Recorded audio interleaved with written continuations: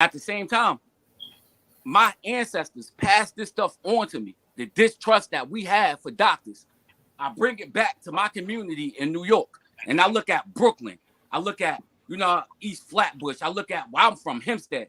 You understand what I'm saying? All these people was dying because we did not trust doctors. We did not understand where we died. where they That's not where we died. That's not exactly why we died, all this stuff. And this is stuff that came from us. From the majority slavery, of COVID-related deaths were related to obesity. I mean, that's why we died. It got a lot to do with all of that health conditions. because we don't trust doctors. You talk about all of that, but they got a lot to do with the fact we don't trust doctors, son. Black people don't trust doctors. I've talked to white people. I've talked to wealthier. I've legit talked to wealthier white people, and they just legit said the vaccine was for poor people. So you're talking about something like legit, but nobody has actual because facts. We have pre-existing health conditions. 70% of fatalities were related to obesity. We're the world leaders in obesity and heart disease.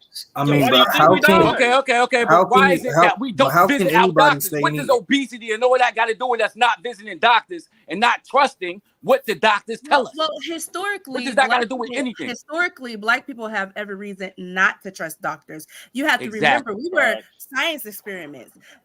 They tested what was it, syphilis or herpes back in the day to see how long the Black man, specifically Black men, to see how long they could survive it. They watched them. They gave them this disease, watched them, and see how they basically just died off. And then that's how they in science, you have to have a hypothesis, right? You have to use the scientific method. So that's what they did. We were the scientific method that they used to come up with a doggone vaccine so that they could take it back to the white man and give it to them so that they didn't have to worry about herpes. So, sweetheart, what are you saying? What are you explaining? What are you explaining? You're explaining racism, right? I'm explaining racism, why Black people has a distrust for the healthcare field. Black doctors today, they sit here and they say that this is still an issue. Black women are still dying at an alarming rate in childbirth.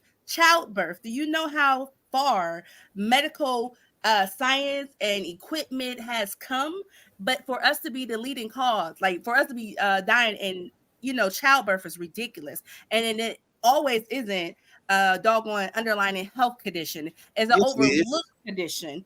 Or most women, not just Black women, they have something called preeclampsia during pregnancy. High blood pressure. And they don't have Black women need to choose better mates. What you're explaining right now is how our culture influences us right now. So anyone saying that stuff that happened, but there's no actual stuff that happened in the past doesn't affect us. It does affect us right now. But there's no actual facts. Slavery was skinny and Black people now we're fat. You can't say slavery was skinny in the state. Hey guys, everybody's talking over it. Can I hear what Wordplay has to say? Go ahead, Wordplay. Say what you're going to say. There's no actual facts on why somebody died. It's just, you can't go to somebody's family and be like, oh, this person died because of yada yada yada, high blood pressure, because they took the COVID. At the end of the day, it's on the death certificate, bro. I mean, but you're getting the information from a second party versus going to the actual family, is what I'm saying. So like, we actually don't have no idea. So it's called a Wordplay. Cut it out, man. You see what I'm saying? Like, I hate living. It's called a morbidity rate. So whenever somebody, but we can just, I don't understand why people never just keep it on the topic and they hold on. Insult people. I'm not going to say anything. After Wordplay finishes, let me say something real quick so we're going to keep this moving. But go ahead, Wordplay. Finish yours. I never understand why people can't just keep it on the topic and then they want to throw personal shots. And then it turns into this argument about who's the big dog and whose nuts hang bigger versus it being about an actual productive conversation. Like, bro, you do not have to call me stupid, dumb, or anything like that to refute my opinion. Yeah, especially if we both Black men at the end of the day. I agree. And I'm trying to be a better person. The old me, but yeah, go ahead. Do me this favor. Let's let that slide. Cause I got to say something real quick. Okay, look, this is on me because like Allure, she had her channel on lock to where like this chaos didn't happen. So I've been being a lazy host. So I got to take responsibility for being, sloppy. So let me say this, okay? I'm gonna start with the whole Craig situation. Craig, listen. The whole reason why Black folks, we don't know anything, because when you have the people that are more educated than us, instead of them coming into our lives and in our communities, our schools, where most of the dumb people are at, they stay in the suburbs. They stay with the white folks. They stay where all the those people are at, or the other smart Black people, and they look down at us and say, you're dumb, you're stupid, instead of coming and embrace us. Listen, let me give you some game. Let me talk to you about something. So what happens is I literally gave you a platform today to come on here, respectful conversation, teach me something. This is a real question. I brought my daughter on, and instead of it being that we're trying to have a who's smarter than the next man conversation, I don't think I'm smarter than anybody. Craig is smarter than me with Black history. I gave freaking Jeremiah his props because he gave me some good game yesterday and he cooked me. But the whole point of the matter is I'm not gonna have people coming on here disrespecting people. Just give me the education. But we're gonna think differently. And guess what? I don't feel like slavery matters. You might think slavery matters to now. I'm not gonna call you dumb or ignorant, whatever. I'm gonna just try to tell you why I don't think, and I want you to tell me why you think. So with that said, what I'm gonna do now, for sure, we're going to do a 60-second timer, because if I bring Craig back on here, because I know he just feels some kind of way about how it went. If he starts yelling, I got to, gotta get the boot, Craig, because I'm not doing that right now. So we got 9 people when I bring them on. 1 minute each, and then we'll start with wordplay, and then we're going to just go down the line, and then we're going to stick to a topic. So what topic are we on right now? Because we went all over the place. Somebody give me a topic of what we're talking about right now. I think we're talking about the history of medicine and Black people and how that correlates to slavery. Okay, history of medicine with Black people when it comes to slavery. Okay, so I'm going to put that on the bottom so that way nobody loses the point of the topic. So everybody gets, we'll do 90 seconds, okay, for now. And then everybody makes their piece. Nobody cuts off the next person. And then we'll go back around the second time and you can rebuttal a point that somebody made. But I think that's the best way for us to move this along. And I know some of y'all might get hyped up. You get 3 chances, and then we got to boot people. We got to be respectful. So here we go. We'll start with wordplay, and I'm bring Craig back on. Craig, look, I'll let you go third, Craig. I'm going to bring you next to H-Way. You go third, and then we're going to just keep it moving. All right, here we go. All right, go ahead, wordplay. Yeah, my rebuttal is to Laura and the outlier. The only thing I'm saying is we can't really know for sure what somebody died from. We're just going off of the information that somebody else is telling us, which it could be valid or it may not be valid. But at the end of the day, everybody that's on this panel can't specifically say this person died from a vaccine or this person died from that. So yeah, that's all. So I don't really see how I want to correlate it to slavery, but I do understand why we don't trust doctors based off of what they've done to our people through testing, all types of stuff that I'm pretty sure we all know about. But yeah, go ahead, Pastor. So if you look at hold on, real quick. Okay, so Pastor, I'll let you go now, but we're gonna try to stay in order. So I'm gonna put you up here so that way we know your place, and then Laura will be next, and then we'll go down the line. Okay. So go ahead, Pastor. Cool. Hey, so wait. I'm sorry, Amazing. I'm sorry for you guys. Wordplay mentioned my name. Let me just comment to that. And I'm sorry, I'm not going to disrupt anything. And I agree with every single thing that Wordplay said. All right. Okay. Cool. And remember, the order is based on seniority for the most part, except I let Pastor just skip whatever. But go ahead.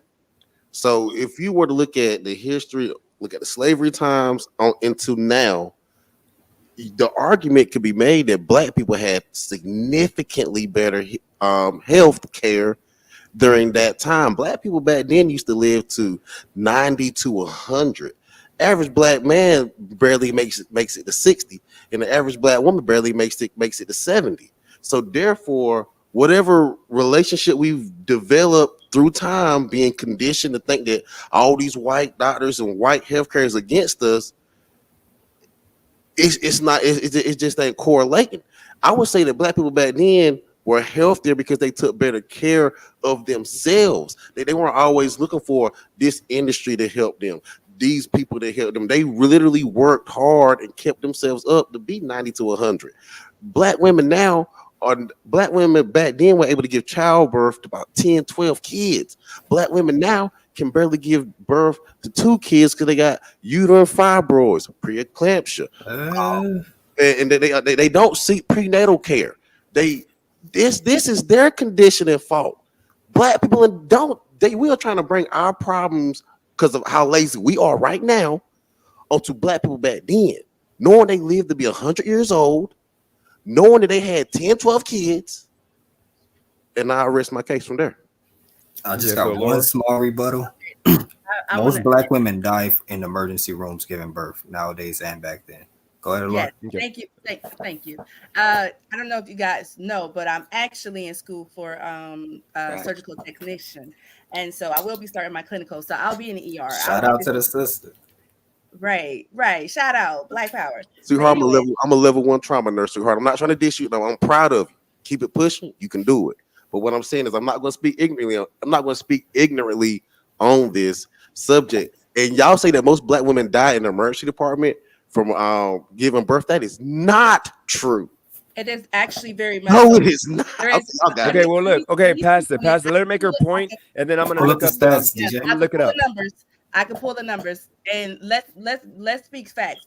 There's a lot of people who work in the healthcare field who shouldn't be in the healthcare field. I'm not saying you, my homie. I'm not saying you.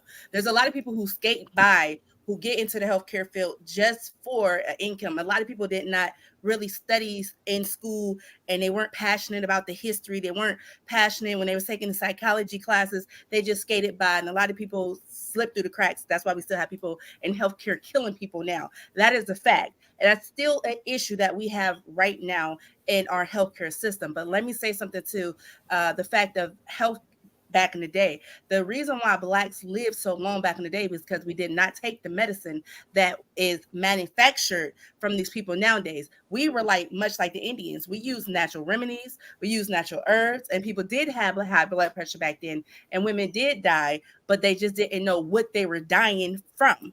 So this is my thing. Back then, we took care of our health because guess what? We mattered to each other. We didn't have a bunch of people trying to shove pills down our throat and tell us what's wrong with us. When we felt ill, we went to nature and we took care of it. So the facts that we're saying that I forgot what he said, but it totally slipped my mind what he said. I forgot what pastor? Yes, ma'am. I say that y'all do not seek prenatal care, and the reason why y'all have issues of blood pressure because they weren't healthy and they were overweight prior to getting. I didn't say all this, but they were overweight prior to getting pregnant. They had blood pressure. They had blood pressure issues. Once they got pregnant with the extra fluid that pregnancy brings, they then went. Can I say? I just want to interject for 1 second.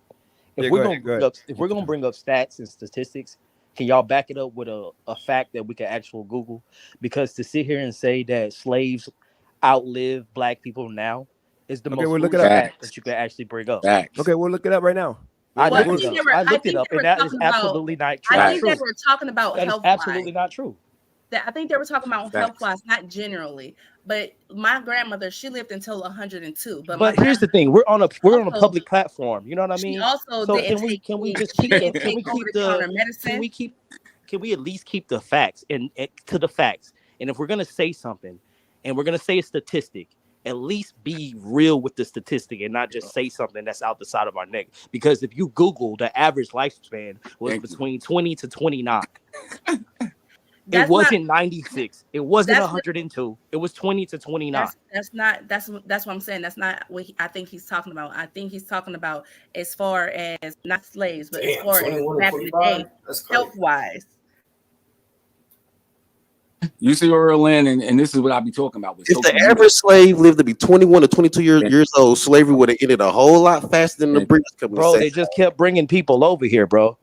Okay, but hold on, real quick. It wasn't health conditions. It wasn't health conditions that was killing them, though. Allure, hold on 1 second. Let me let everybody else go because we got to keep it fair. So, Craig, go ahead and get your minute and a half, and then we'll keep it going. The reason why I said it goes back to health and all of that. The reason why a lot of black people have high blood pressure in the community is based on just the foods that we eat. If you know your history, you would know that most slaves were fed pork, pig. And that being, hold on, before I get cut off, because that's why I got mad. I had like 5 people jump on me when I was trying to make my point. You good? Go ahead. You got it. So back then, they fed us pig. They fed us the worst parts of the pig. Pork chops was made for the house people. You know what I mean?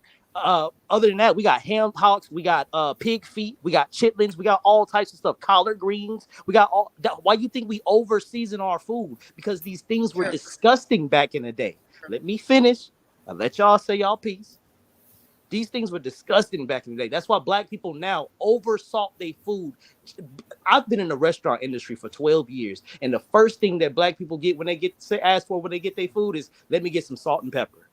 The first thing, they haven't even tasted their food. The first thing they ask for is salt and pepper. Over seasoning their food. These things really do bother our health when it comes to community. So if you know your history and you knew why that we do these things, you would start questioning, okay, why am I conditioned to always want to pick up this salt and over season my food? Why is it that I always must have some type of swine when it comes to my meal? Why do I crave that? Is it something to do with my health, my history? That's why you need to know your health and your history. And that's why slavery has something to do with it, because our masters conditioned us to act a certain way, and it follows us till this day. That doesn't mean you can't break away from it.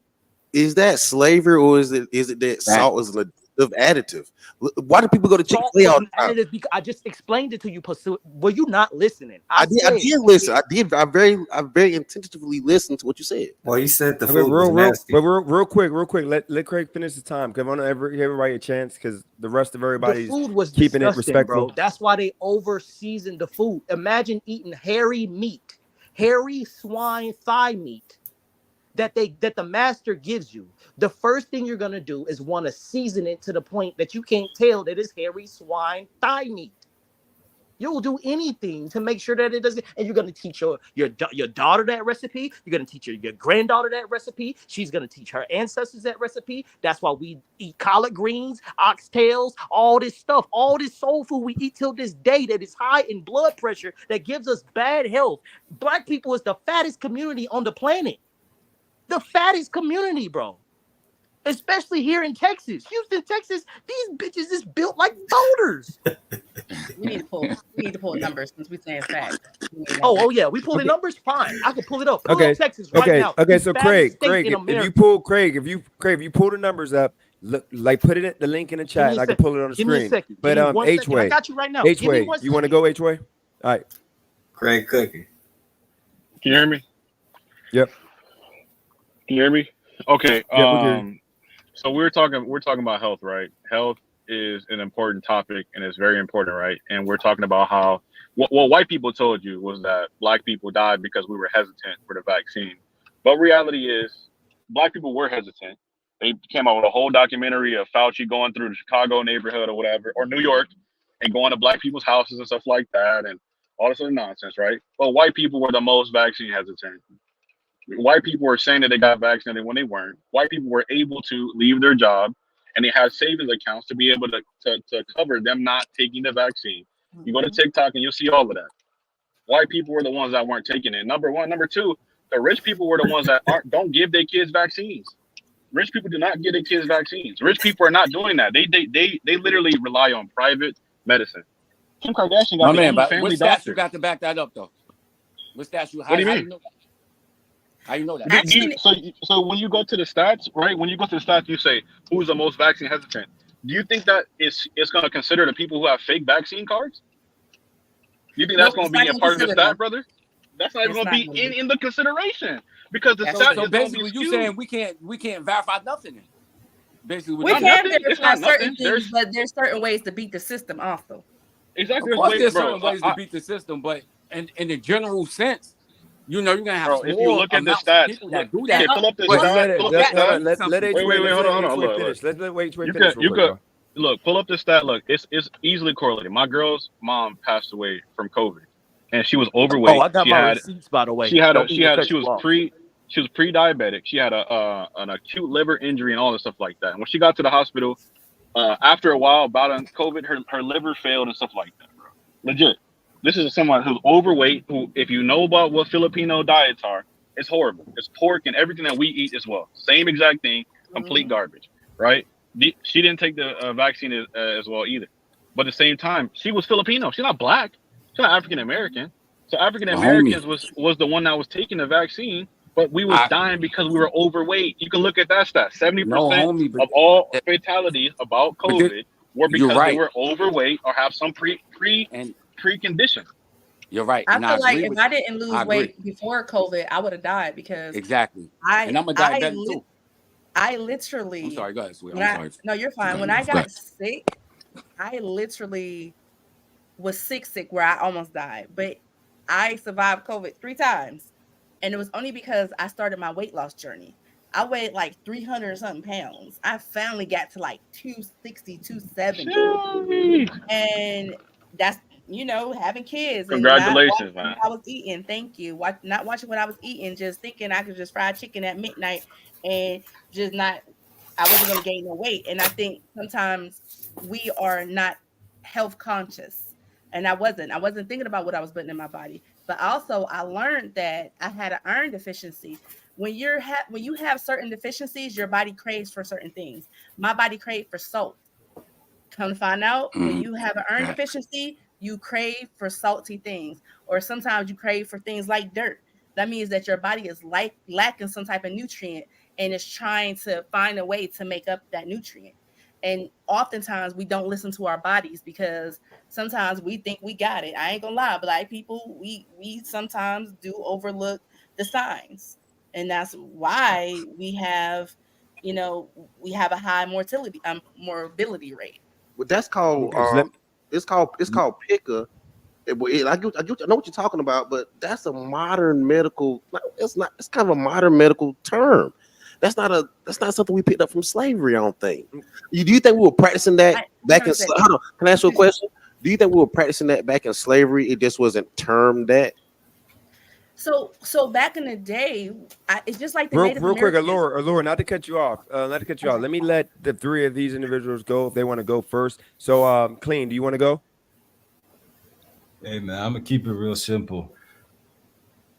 I don't see the correlation between slavery and health, but I could make an argument for the relation between people having less trust in their doctors due to things that happened in the past, right? So for example, Allure mentioned it earlier. She referred to it as syphilis. It's also known as like the Tuskegee experiments, where in Africa they're testing for a series of years and they're just using them as guinea pigs, right? Or even in the States, like they were literally just kind of testing on them to see how it affects them, et cetera, et cetera. So with that in mind, I could see people kind of saying, listen, you guys have screwed with us in the past. I'm not buying what you're selling, which there's reason for it, because ultimately I also believe people are making bad health choices. Obviously, you know me, I stay, like in the gym.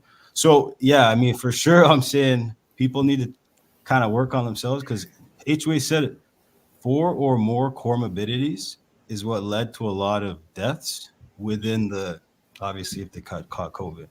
I'm not here to say it wasn't real, because I absolutely believe it was leaked from the Chinese Wuhan. That's a whole another topic.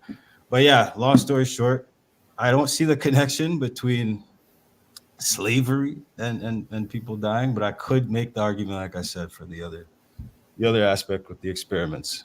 So take what you will of what I'm thinking, but yeah, that's all I got for you. Okay, so let's let Jeremiah go next. Yeah, what's up, DJ? How are you, man? Hey, what's going on, man? I'm good. How you doing? Okay, so basically, to answer the question that's on the banner, because I kind of came to the conversation late, I was a panelist on someone else's show. So the question is, why don't Black people trust doctors?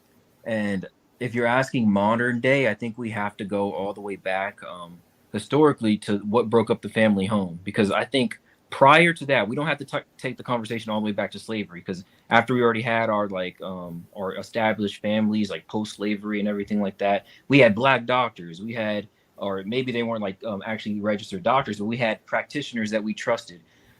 we don't trust modern day doctors because the family homes and the values broke up. It's the same reasons why we don't do marriages right. It's the same reasons why we probably don't file our taxes correctly and all the other things that we're supposed to be doing as citizens. We just don't get the proper training and the know-it-all, the nurturing about how to go about doing it. We don't get the upbringing. That's all I'm going to say. Okay, appreciate you. All right, so let's let Outlier, you want to go? I disagree real quick because honestly, bro, you can't trust big pharma. Like, I don't think that has anything to do with family. I think people don't trust doctors because of big pharma. You're right, people, but not exclusive. I'm answering the question on the banner. Why don't black people? Yeah, but I think it's because of Anyways, let's move on. I just wanted to say I disagree with that, and I put my point on. That's it. Okay, so Outlier, is he still on here? I think he bounced. Okay, so now I'm gonna open it up to, please, guys, look. Like, let's just do this so that way I don't gotta like babysit and do a timer and all that. Just when we're gonna let Outlier go next, but when he finishes, I'm gonna open it up and let y'all go. But like, try to keep it within like 30 seconds to a minute. Don't cut the person off, but then the next person jumps in. But let's try to just keep it. But if it gets crazy, now I gotta go back to the timer. But go ahead, Outlier. No. I feel like we all in the same exact thing. Like, you will look at a conservative and they'll tell you that hip hop culture influences the way people are growing up, but then at the same time they'll tell you that slavery that happened in the past is not affecting people. So if hip-hop culture right now is affecting people in the future, then slavery affected our people back in the future.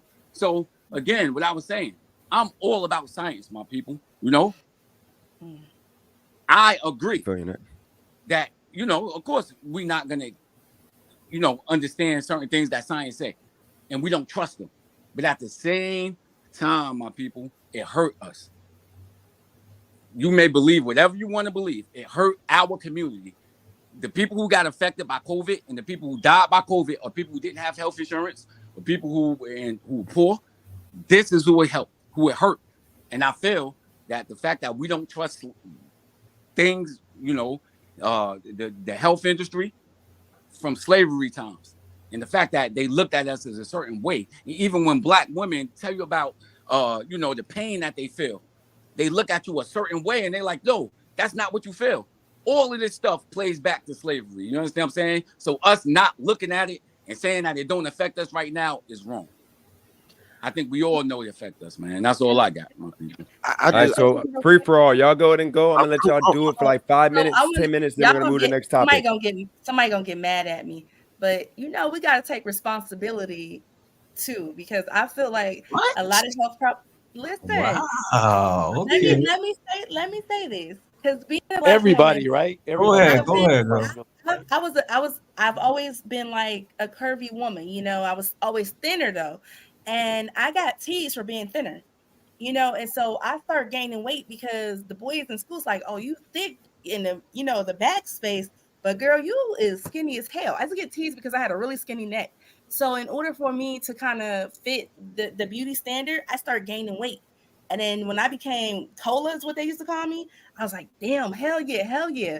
And I lost track of healthiness. I started getting bigger in the hips.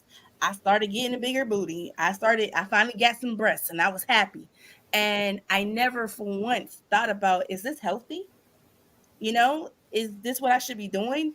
And like I said, I start losing track, eating late meals and doing stupid stuff because I wanted to fit the beauty standard of what the men wanted in the 90s to the 2000s. Now look, men won't fit women, and now my fat ass got to lose weight now because I'm like, okay, let me do some more crunches. You know what I'm saying? I mean, I like my body the way it is now. I could tone it up. So I'm just like, now I got to work extra harder. So I feel like we have to blame that on our community because our community set these standards. Oh yeah, I want me a thick one. No, I blame you. I think men have always wanted fit women. Yourself. Men have always wanted fit women. I don't care. I don't care. For conditioning yourself for validation of others. I said this earlier. We are slaves to the choices we made, not slaves to no actual white man or white woman on no plantation anymore. We are way past that. We making our own. We are creating our own plantations within our own minds. Those same guys would accept you, sweetheart, skinny or thick, long as you was able to make them happy and cut with a nice smile and looking cute like you are now. It would have took you skinny or thick. So you conditioned yourself because of your own mind for that. I lead the floor. I mean, but she, well, I think her own journey though is being healthy though. So like, whether health as well. You know what I mean? Whether or not she's you allow beautiful. yourself to be conditioned is kind of be on yourself at the end of the day is what she's saying, which she's 100% correct. So even though you saying, oh yeah, there's always gonna be a man that's gonna love you if you're 5,000 pounds, where that's still not good for you for yourself. Yes, you gotta have some self-love to the point where you want to like see your, you know, the one thing about being fit is, and you could probably say it yourself because you say you used to be fit and stuff. You love yourself a little bit better when you fit, no lie.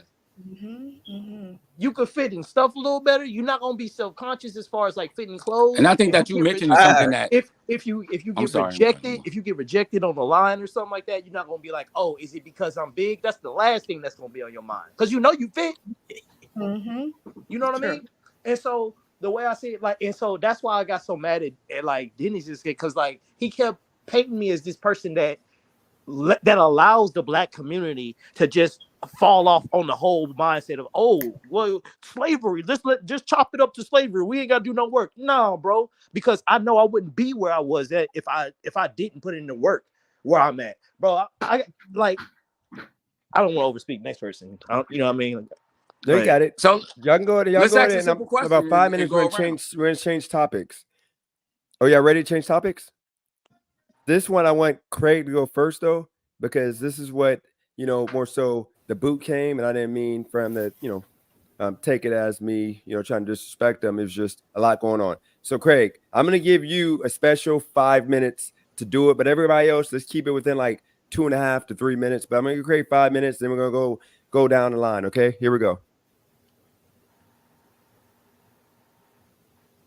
Whoops, I wrote that completely wrong. What I was trying to say is, why is it important for kids to learn about slavery in 2024?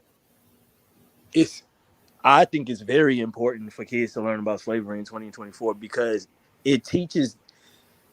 I'm not saying whole like have anger towards like white people and stuff like that, because obviously you're not gonna get far like holding racism as a crutch. You're never gonna get far by doing any of that.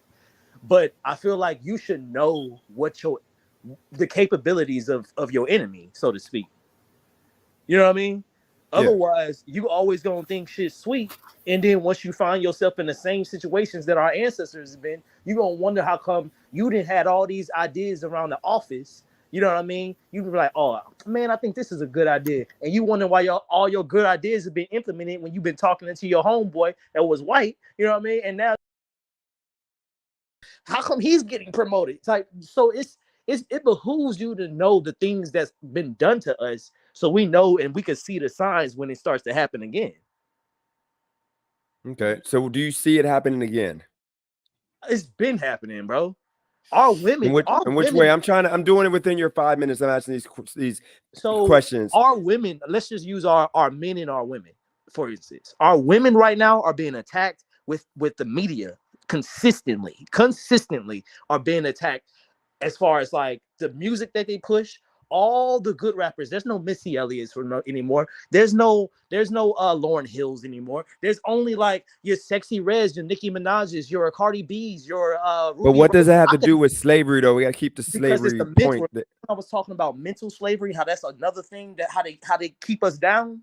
Mental slavery is a real thing. When you start thinking that how I get a man is based on my body and based on what I could bring to the table as far as my pussy, I'm not trying to cancel it. My bad. It's all good. No, you're good. You're good. As far as stuff like that, bro. Like you're putting women putting them into a box. They're not going to start thinking, oh, you know what? My degree is what should be what should be getting these men. My mentality should be should be getting these men. Oh, I should be holding a brother down whether he broke or not. Or he in the dirt. That's what should be getting these men. Like that's not what's going on. The first thing they say, oh, I got my nails done. You know, hold on, but I got a question. I wanted you to answer in your time. So you said all that about empowering black women, queens. You were literally arguing with Swerve yesterday. Now let me talk about the rotation, about the three chick rotation. You said that was something that was cool to do. So how can you be okay with that? But then you're talking about Queens. So respect yourself. So check it, and this is gonna tie in, but hold on real quick. Let me cook a little bit. Okay, go ahead. You got it. So, and I'm not trying to say anything that could get you canceled, but I do believe. No, you can say whatever. It's fine. Okay, fine. I believe there's an agenda to push gayness on a lot of black men. They really want to see most black men out there gay. They really do, because then it takes all the power out of the black community. Because it's nothing. You could have as many strong women in the community as you want, but if you ain't got no strong black men to protect those strong black women, you're gonna be screwed. You get what I'm saying? And so, what ties into that? What's your question again? Pretty much, you were arguing about the whole 3-person rotation. The 3 quality black women in rotation. So the reason why I'm pro rotation now is because what I just said. There is a big absence of strong black men out there now.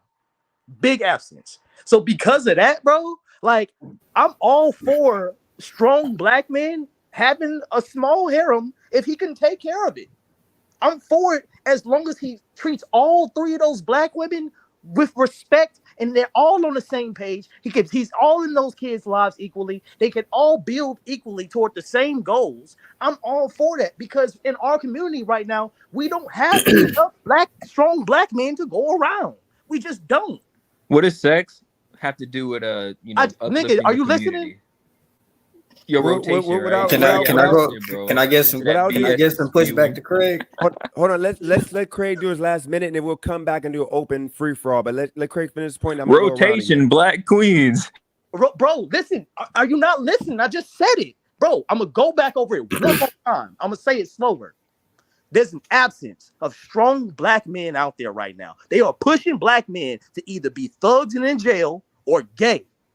Okay. That being said, I'm for one strong black man in the presence of 3 black women's lives is better than none, my boy. Sex. That's what I'm saying. What does sex have to do with strong? What does sex have to do with it? Because when you reproduce, my boy, you have to have sex. That's how you reproduce. What kind of question is that? Hold on, Craig. Okay, maybe you're mental. But what does a rotation have to do with uplifting the community? Exactly. Guys, the rotation in the community because okay. So let me. Who's going next?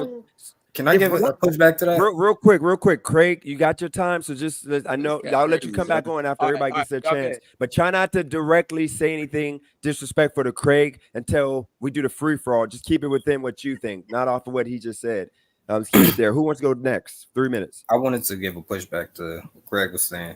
I say wait till we do the free for all. We'll do that after because I don't want. It's going to be kind of hard because I think everybody's going to be trying to chime in. Well, if you want him to talk during your time, that's fine. So you got 3 minutes. He can jump on, and you got to give him at least 20 seconds to respond if needed. So you got your 3 minutes. Go ahead.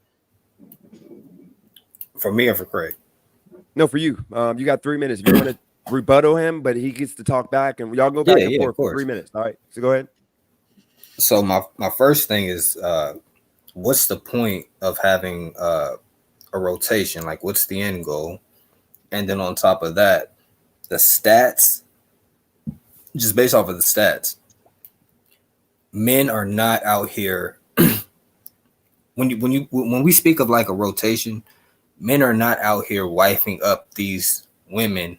I think what you're talking about is more polygamy, but what the stats are, and from what they say is that there's a small community of men that are attracting the majority of the women, and they're having sex with these men.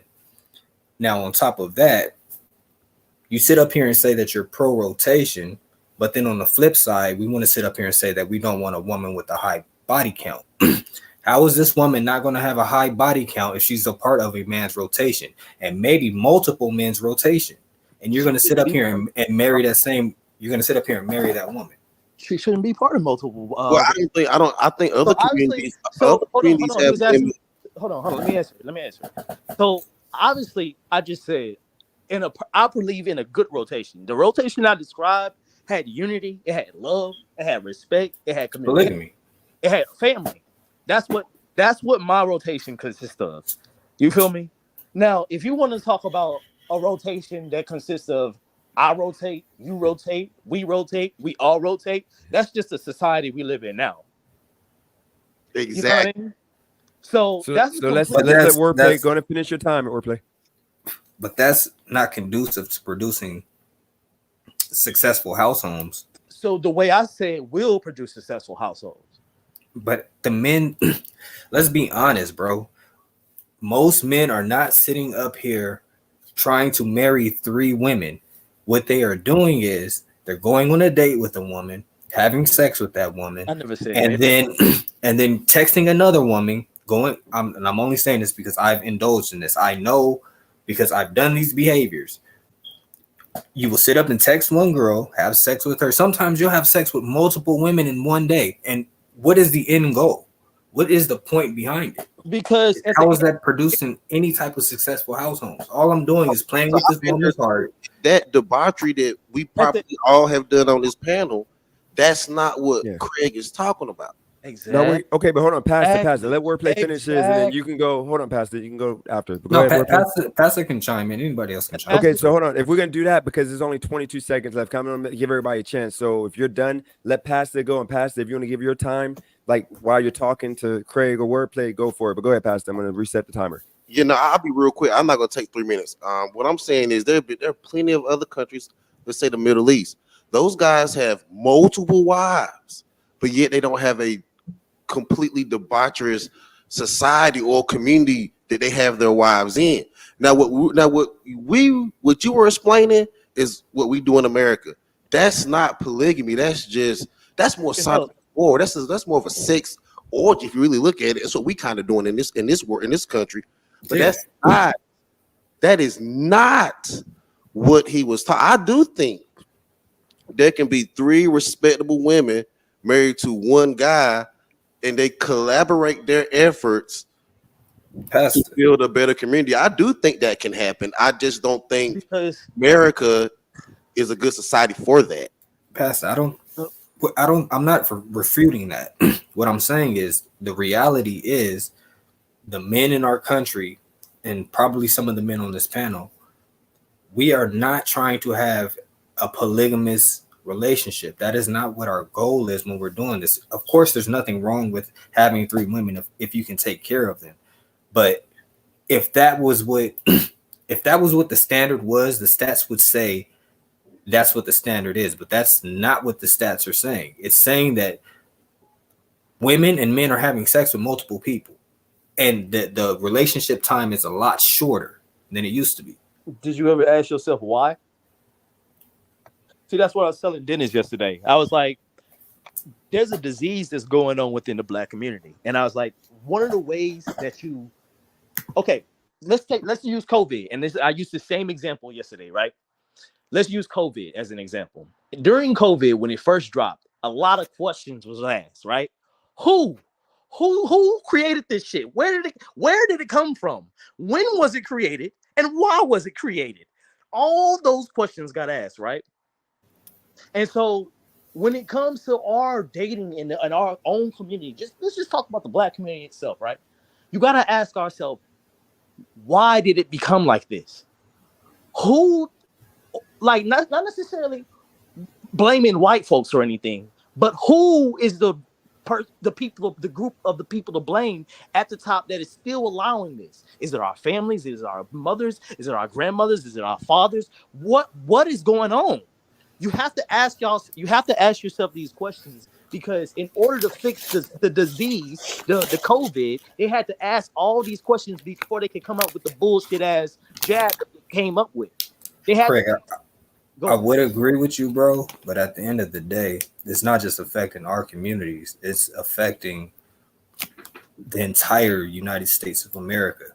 Sure. Divorce is at an entire high.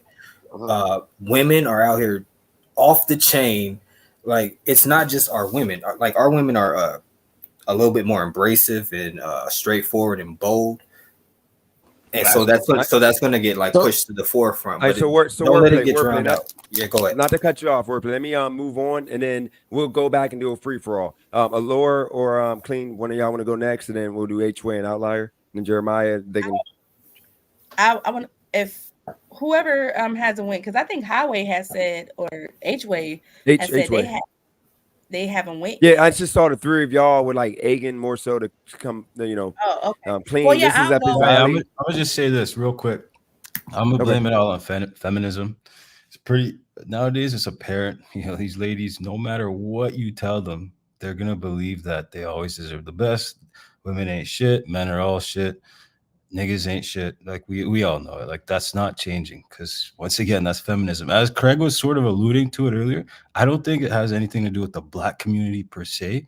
Yes, there are some like weird things going on with how they portray these artists, but I truly think it's just the deep state, like for lack of better words. Like I think it's an agenda overall to control people, to just flip things up. So someone said earlier they want to feminize men. I completely agree. I think men nowadays are all lame people, right? So I think that's the ultimate agenda, is just to kind of make women feel this need to be equal to men, or even in certain situations overpower them, and then men to kind of be submissive and passive. Because listen, how many people when do they start forcing people to take mRNAs? Like it's absolutely crazy, and most men just said they shut up and put on a mask. So that's my issue right there, and I think that's the purpose of why women are the way they are now. So having a rotation isn't going to change that, because ultimately all women are chasing the same dude. So if they gave other guys a chance, they wouldn't be in the situation where they're just getting pumped and dumped. There's tons of dudes. Ask Laura, she's probably got tons of dudes in the friend zone right now. That's the problem. They don't want other lame dudes. She's actually married. They end up okay. My bad example. But these girls just end up, having so much option because of social media. I've said this before. I feel like I'm being a little redundant, but I think it's more of the powers at will causing this divide between men and women and communities, not even a race thing. Because as you guys said earlier, most popular porn stars are all white. So if you're going to say that, then on the flip side, that means, it's damaging white societies more than black, right? It is. And I like jumping in for real quickly and say this. Go ahead, bro. Like, this is really this was like, I would like to piggyback off what you were saying. This had to be planned. If you look at it, we had various black people was killing the family game. Not just a black argument, but black people were killing the family game, and everybody was doing good. But then we ran into this free love. We ran into this 60s and 70s free love, and then Margaret Sanger went to the black church, and then she was also into the white community too. So yeah, think about it. This happened across the board. We act like white women were not kicking out 10 and 12 babies as well at one point. And they incentivized you leaving the man, right? Because they started saying, oh, he left you? What? Yo, alimony, child support, get that man, right? So there's no barrier for a woman to be like, you know what? Let me stay in this relationship with this man. Let me try and make it work. Nowadays, this guy's trash. Let me go on Instagram. Let me go on Tinder. I'm going to find someone better than you, nigga, right? And then next thing you know, they leave him. And now the government goes, hey, come here. Oh, he left you? Oh, what a piece of shit. Here, let's get him. Here's a little bit of money for being single and having kids too. You know what? Don't work. Just chill out. You know what I'm saying? Just let's get that dude, right? So the point is, it's the system that's doing this to women in general. Because, okay, I know you guys want to keep making it a black thing, but I'm going to go ahead and say it's a system thing, right? Like, because it's happening all around. There's more white girls. There's tons of white girls doing this. Asian girls doing this. You can't even, the point of Passport Bros, right? Because I think Stoic kind of brought it to me. I started watching these guys, weirdos. But these guys are leaving to go get women outside of the country because they think they're going to be more submissive. But in reality, because the matrix, the system's so deep, even in these submissive countries, the women are starting to act like the women in the West. So that's why I attribute I can't wait till these Passport Bros start running into the nose overseas. It's gonna be amazing. Can I go after? Okay, let's let Laura go next. I wouldn't say that. Go ahead, Laura. I agree with some of the stuff that you guys are saying. I think someone said that they're trying to make our men more feminine, and I definitely agree with that. And I'm gonna say that was me. Yeah, it is more geared towards Black folks, and let me tell you why. Let's go back to history. When a certain race felt threatened by another certain race, they gave them smallpox and the gift of covers to eradicate that race. Am I right or am I wrong? That's what happened, right? So how do you eradicate? You cooking? How do you eradicate another race? You take their most strongest, prominent part of that culture and you try to eradicate them. So you can't just beat a Black man down and he gonna take it. No, you have to brainwash the Black man. So the way they're taking Black power from the Black community is they're trying to turn our Black men feminine. They're trying to turn them, to the other side, and they're trying to make the women more tougher. And the reason why is because then Blacks don't mate with Blacks. And so then you don't have the Black race anymore, because guess what? We're already failing as a population, meaning everyone outnumbers Black people, but we don't outnumber nobody. We're not even close to outnumbering anyone. So how do they get rid of us? By keep on pushing the agenda, because I'm trying to be politically correct, on our Black men. Now our Black men don't want to, populate with us. And then what do? They keep pushing, oh, you don't need to be with a Black woman to be happy. Go get other. And there's nothing wrong with anyone who loves other. That's fine. But it is a divide. And I just feel like no one really sees that Black men, I know I'm probably biased, are kings. You can't tell me shit about a Black man, because I love Black men. Can I push back on that? Is anybody on this panel dating, or are most of you in relationships? I'm married. I'm in a relationship and dating, homie. I'm in a relationship. I'm just dating. All right, so I'm probably the only. Well, two of us are dating. You guys are speaking from a perspective of like the outside. I don't think you guys understand like how bad it is. Oh, I know why men are actually going to other countries. And it's very bad. No, it's not pussies. It's very hard now. You got to say real quick. We're gonna do the free for all, but let Laura finish her point. And I'm gonna because H-Way, they've been quiet, and now I'm Outlier and Jeremiah. Let them go. Yeah, let me get in. Yeah. So go ahead, Laura. You got another minute, 2 minutes, whatever. It's all good. The notion of it is hard to date in America is crazy, because let me tell you something.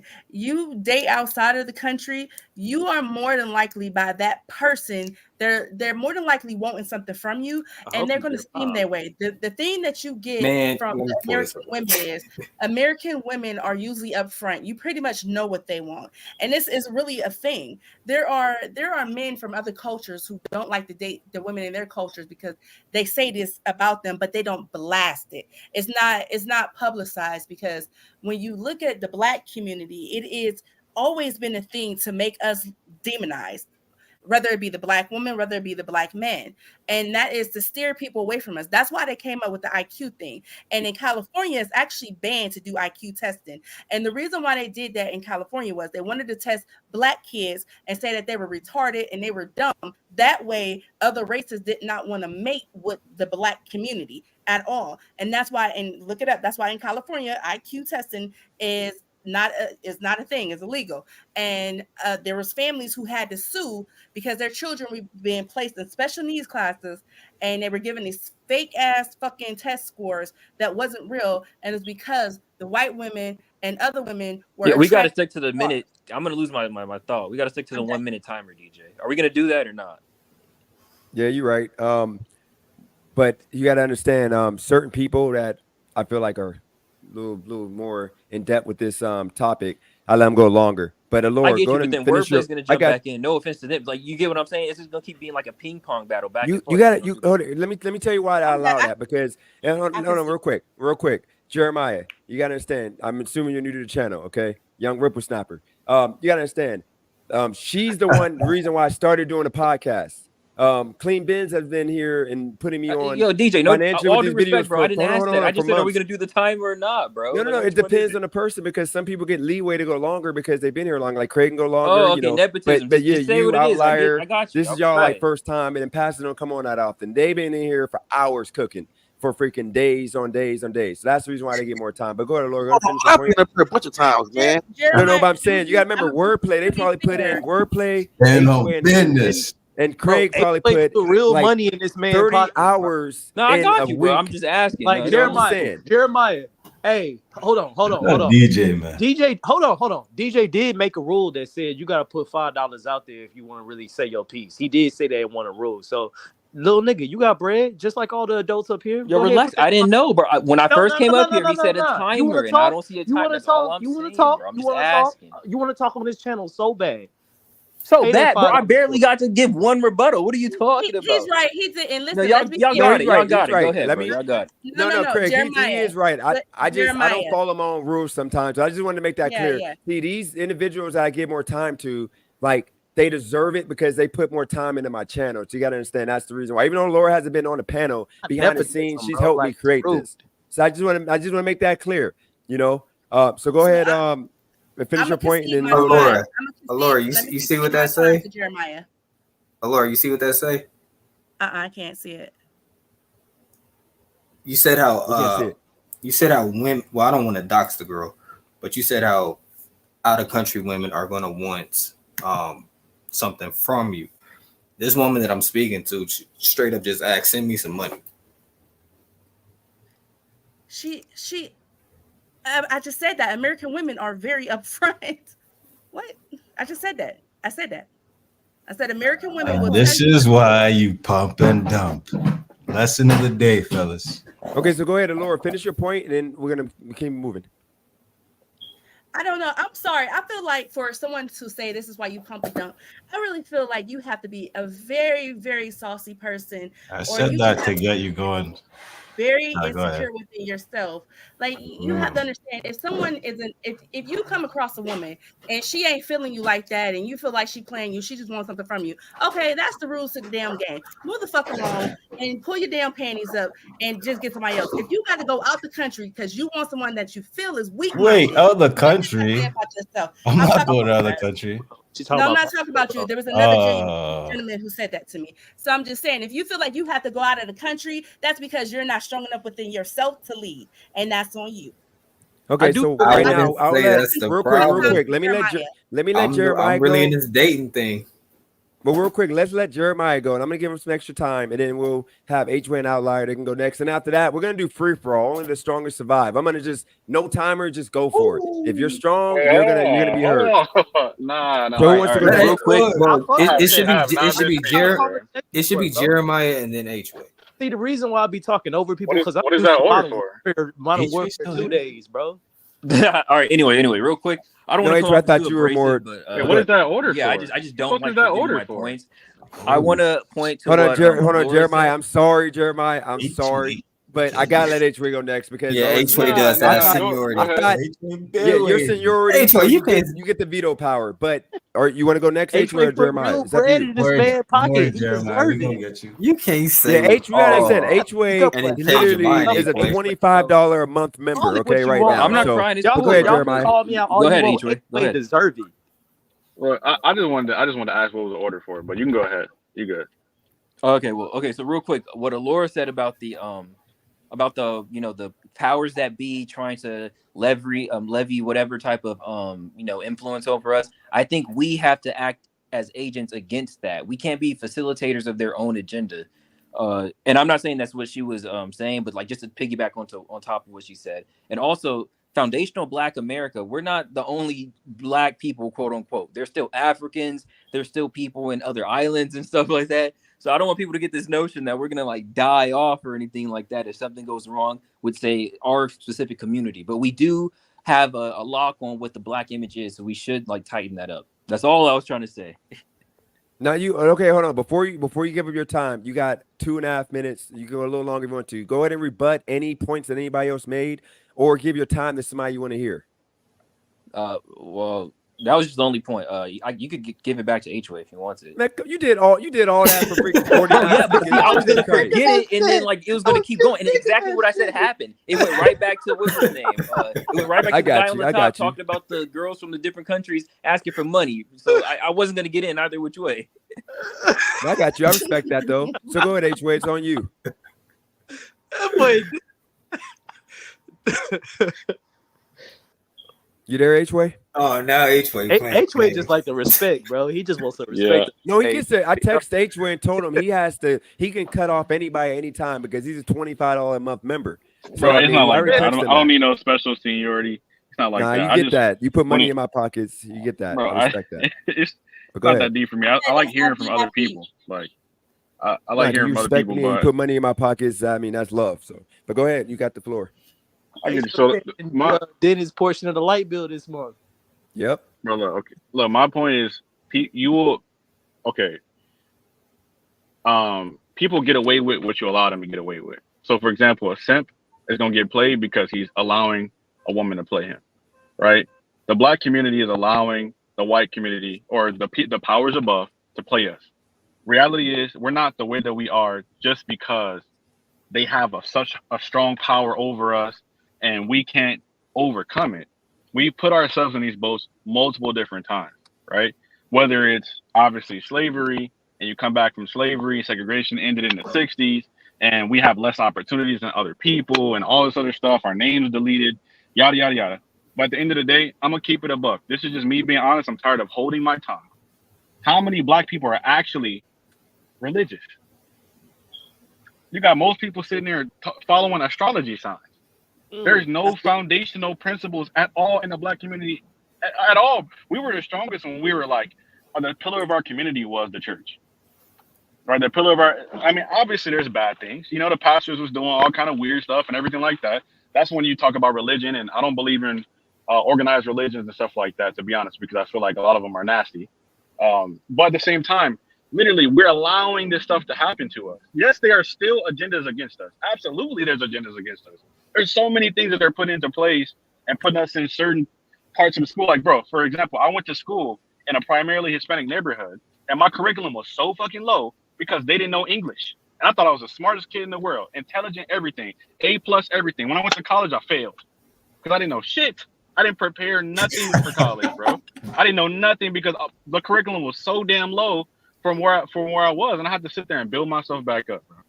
So there is stuff against us, but we are doing most of the work. During COVID, the government didn't even have to push COVID. There was people, when you went into the store without a mask on, there's people who would fight you. The people pushed COVID. Look at Twitter during COVID, bro. You got people who are fighting against other people. They didn't have to everywhere. Still there? Huh? No. Are you done? No, I didn't know if you were done. No, I'm just saying they're only getting away with what we allow them to get away with. And reality is the black community is not together. We're completely divided and separate. And until we get to that point, we're always going to be susceptible to anything that they put in our face. That's all I'm saying. Okay, so let's let the last outlier, last person to speak, and then we'll do a free for all. I'm gonna go after outlier, but I'll keep mine real short. But go ahead, outlier.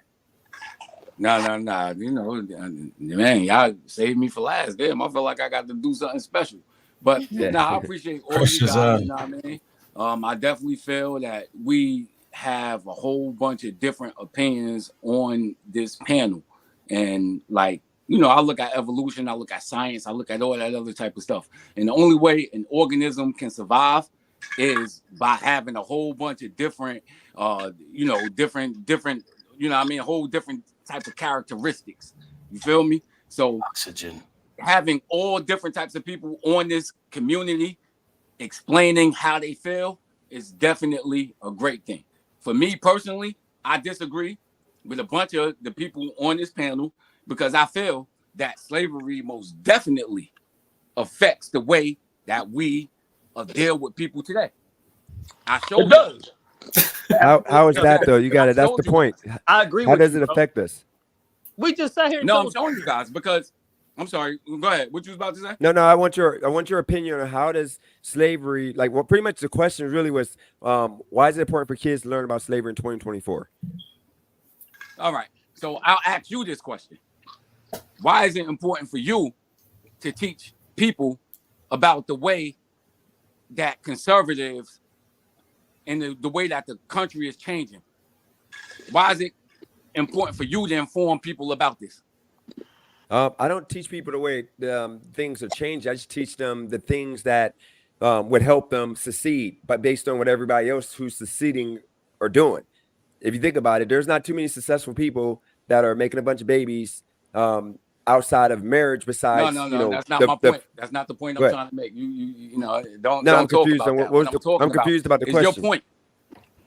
My point is making is that why are you trying to teach your children about certain things that happened in the community? Because you don't want them to fall into the same traps, right? Because you understand how generational things can affect the next generation, right? Generational curses. Oh yeah. So how can you say that the fact that a lot of us were enslaved, our ancestors were enslaved, that what they passed on to us wasn't important? Because when you're right never now telling us that is important right now. Slavery's never going to happen before. Slavery's never going to happen again. Entire time to you, bro. I mean, but you brought up conservatism, and if we were going this whole history thing, that was the first party that the black people represented themselves under, is the conservative party. We historically are. We're not talking about parties though. You listen, when we start putting names on stuff like that, and we start talking about parties, and listen, when I start hearing Republicans start saying that they believe that Hillary Clinton was boiling babies, come on, son. When you can believe something like that, black you can label like that's the labels. That's the labels that Germans put on Nazis. Like these are the labels that you put on people. It's not Hillary Clinton and babies. That's a fact. You can look it up.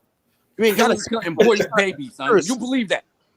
Yeah, I know that. Come on, son. How can you prove that? We get the families that we had? How can you prove that, son? That we built if we were so liberal? We were extremely Pastor, can that be proved?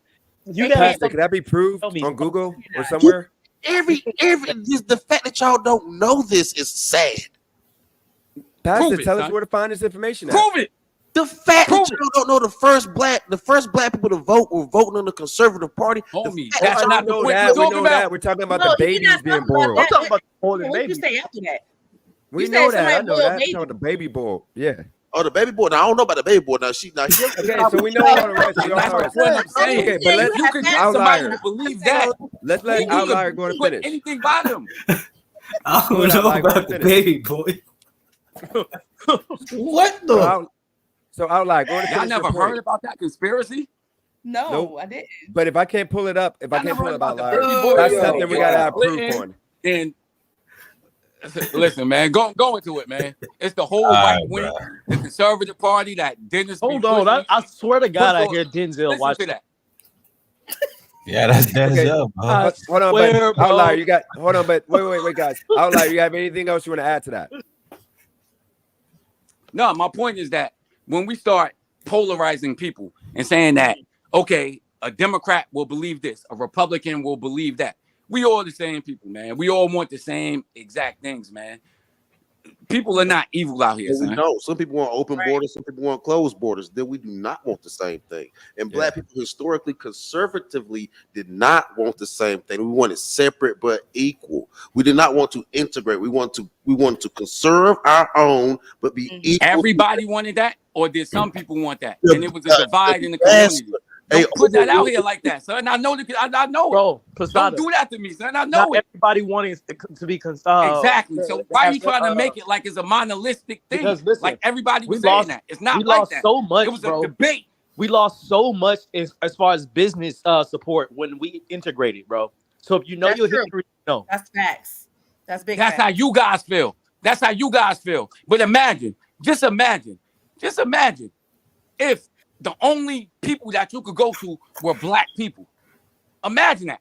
Me personally, right now, I make over $100,000 a year. I could go into any community and live. You want to know why? During that time, I couldn't do that. Let me only black community. Wait, hold on. That's not freedom in a community. Can you do me a favor? And I get what you're saying though, because that got Charlamagne the God over here.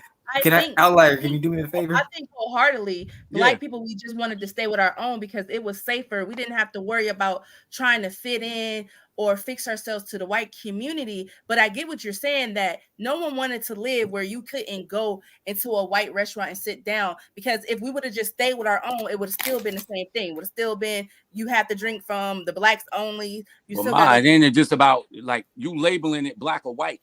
But it's about us not being able to go where we want to go. After you make your point, can you say you motherfuckers will be playing basketball in Pelican Bay when I get finished with you? Please, nigga. After you get hyped up, just after you make your point, just say that, bro. That's Charlemagne, bro. You need that. Okay. I'm about to say, snorted, yo. I heard that shit. Who snorted, yo? Come on, man. I don't know. Hey, but real quick. Let me just go for like my little 3 minutes here. And then what I'm gonna do, I got another 25 on here, and we're gonna figure out something. We're gonna do free for all, but I'm gonna get Wordplay or H with one of them two that's gonna be here. They're gonna be on the longest. They can control the end of the stream. And if they don't want to do that, then we'll figure it out from there. But here's the situation, like from listening to everybody.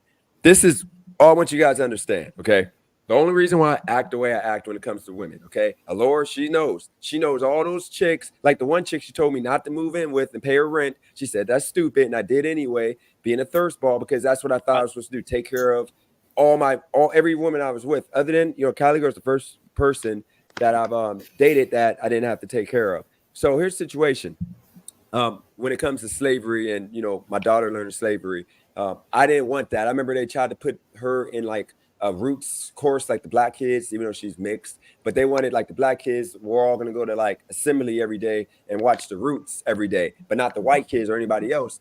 And I signed that permission slip that she's not to go to roots. I don't want her to be involved with that. That's nasty work. She should be treated like all the other kids. But here's the situation. But only Black kid in class. Go ahead. No, it was at this school. It was in Worthington, Ohio, by Columbus, and it was probably, I think, a total of maybe 50 Black kids in the whole school. The rest were all white and Indian, and us. They didn't even make Indian kids go to do the roots whatever course, whatever it was. But here's the situation: we in America know that, and the reason why I became more so, I won't even say I'm a conservative because I'm not following everything in regards to that, but you don't have kids before marriage, which majority of us in our community don't get. We think it's cool to have that baby at 20, 21, because sometimes that's all you got to value, that baby. So you don't think this is stupid, I can't afford the kid, or you don't think I'm in the ghetto or in the hood that my kid's going to end up joining the gang, because you have to when you're, especially in LA, you wake up in a gang. And then if you follow the law, which is something in our community right now, we're allowing Democrats, liberals to force us into thinking cops are the worst no matter what, to where cops getting shot, and we're praising the Lord and saying, yes, the cop got shot. This happened in Youngstown, as I said on my other live. They're literally bragging about this cop getting shot because some freaking punk wants to go on a high-speed chase, get out the car and start shooting, and he could have ran over some innocent kids, hurt some people, shot some people, and they shot him. I'm assuming he's dead. He dead, Justin Lee Peterson voice. But guess what? We are praising, everything against the law is being pushed as like, it's okay. It's no big deal to commit crime. I'm engaging in that too with sports betting. Keep it a buck when I was doing it. Okay. We also don't value education. We think that we go to school just because our parents, for the most part, need a break. We don't want to go to JJC. We don't think I want to go learn something half the time because we're so busy trying to focus on not getting roasted and just trying to be the cool kid. Like I have an education of like a sixth grader, like, which is what Craig was saying. I don't know nothing about history because I was worried about having spitballs in the back of my head, being in, the schools I was in, literally like the Lord tell you, in elementary school.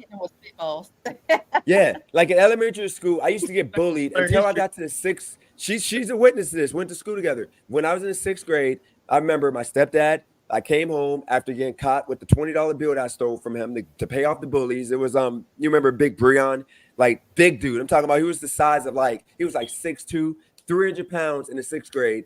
And my stepdad said, if I don't go back to school and fight, then I'm going to get a case of the beats the next time after whooping my ass. And at that point, I fought everybody. Literally, I fought every other week. So you understand, school we don't value that until, you know, you become a 37-year-old Uber driver thinking I need to educate myself to do better. These are things that if we teach our kids, such as what I'm assuming Jeremiah got, because he's the new generation, where even if the parents don't teach them the value system, they can learn it from Google or YouTube, whatever such, which is, you know, don't have kids until marriage, which is something I respect Jeremiah for not doing. The whole go educate yourself. Jeremiah got to, you know, engage in that. Now he's about to, you know, have a bright future. And then you have not committing crime. And I'm assuming, once again, Jeremiah has done no crime, that, you know, he has no felonies or anything such. Thank you. And then lastly, lastly is working hard. We, and once again, the Lord knows we both came from the same place. A lot of people are just lazy. Like, you literally, I didn't know you were supposed to work more than 40, 45 hours. I thought 45 hours was a long week until I moved to Vegas. And I realized that me working 84 hours, making $8,000 to $10,000 a week is life. And then you work your way to where you work less, 40 hours, 45 hours with the actual career.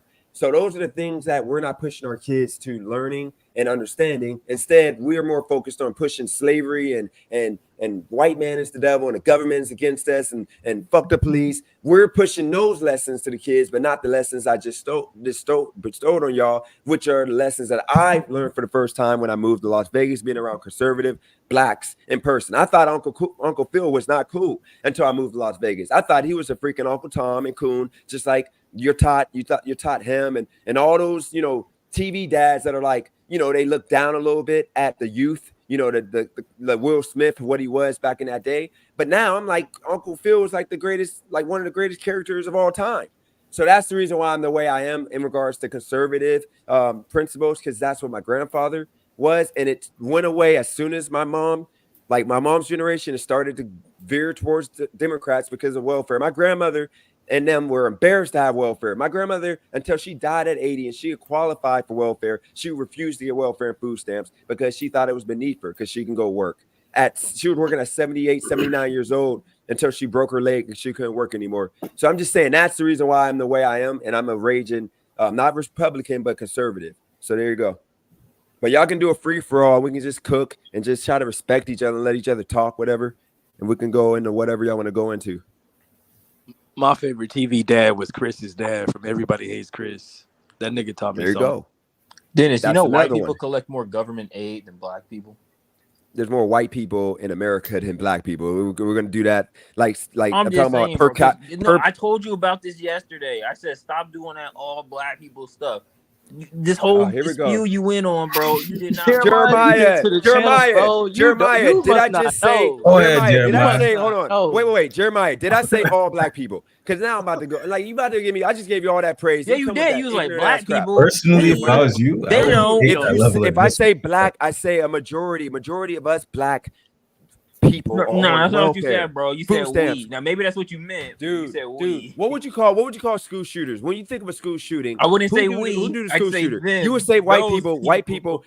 You would say white folks be the ones doing school shootings, and you're not gonna say all white people. You know, there's that Asian kid or maybe the one black kid to do a school shooting, but majority of the time it's white kids. Separate them. Not even white people would say we. No one would say we. Dude, they say we commit. They know they commit the most school shootings. What are you talking about? Dennis, if you were to classify school shootings the way that they really should be classified, I know black do more. But I'm talking about the school shooters for what they are in America, which are like a guy coming to school with no purpose other than to take lives because he's been bullied. White kids are the ones that do that. We shoot if you bullied, like somebody threatening your life, then you might shoot them outside. The word should be used as mass school shootings. Yeah, mass shooters. There we go.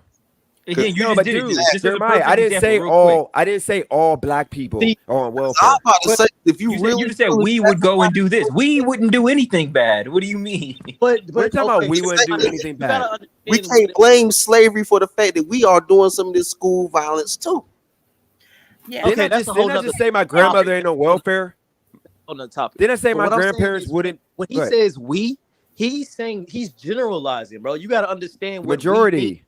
in a generalized statement, bro. He's not talking about all. He's not talking about you, Jeremiah, like to go to school. I know, but that's what I'm trying to correct, bro, because that's dangerous. This guy has a platform. It's not dangerous. You're too sensitive, man. Well, it is dangerous. It is dangerous because you'll have other people who hear this and they'll say, "You see that black guy right there? He's saying it's about his community, so it's true." So all black people will take no. context. It's not. Laura, we used to beef. We used to beef about that. Y'all acting. It's dangerous. It's dangerous in people, content. That's just like in people that was told that bleach would heal COVID, and guess what? They took it because people just hear stuff and they'll take it for face value. But you know what generalized? No, look, I'm not even saying that. I'm saying it's kind of like the word normal, bro. Like, no, bro, the danger people with take it. offense to the word normal so much. It's the same thing, bro. Like a generalized. Correct. Hear me out, bro. The danger to it is that people are gonna think that Dennis is assimilating all of us together. We do this. We're not all together, bro. You have to distinguish the wrong from the good. If you don't fit, it's our problem. So there ain't no distinguishing. And say we. Bro, do that shit. Say we. It's just because you know he's generalizing. Just know, bro. That's the thing, bro. Like I think this might be a generation thing, bro. Because no lie, yeah, bro, it is. I can decipher. I can decipher the difference between when he says we that he ain't talking about me or most black people. It's safe space. I just sat here. So now you proving him wrong. Is he talking Jeremiah, about most? Hold on, but Jeremiah, did I not know? Did I know you had a criminal record?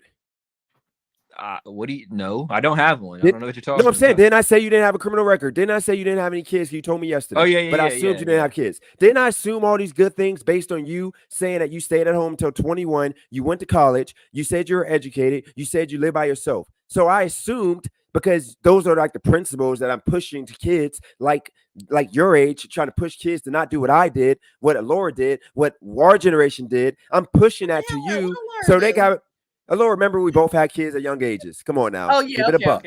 Okay. Yeah. And we both didn't go to school and graduate at young ages. But the thing is, you ain't gotta do that, bro. Damn.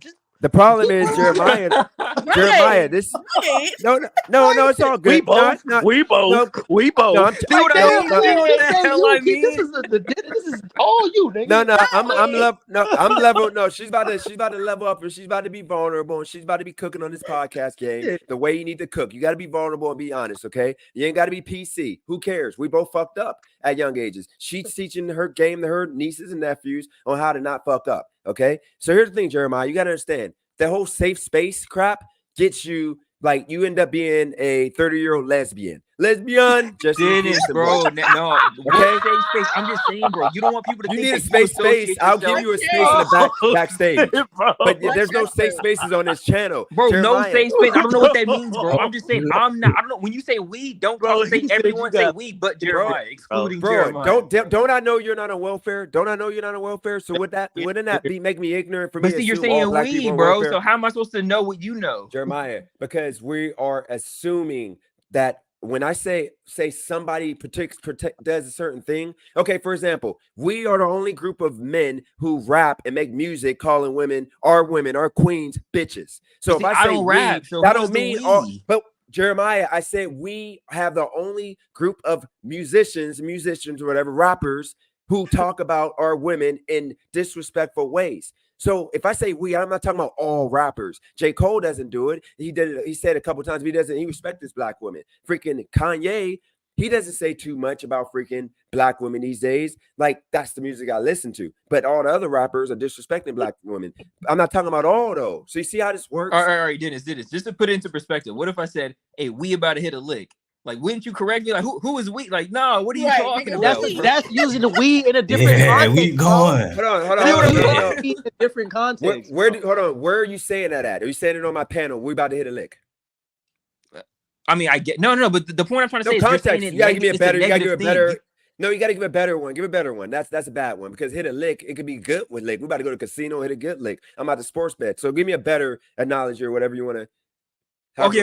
I'll give you a better. I don't know if I can say this on YouTube, but where are we about to hide whatever. This carcass? You'd be like, we? What the hell are you talking about? Bro, you're talking. I ain't about that.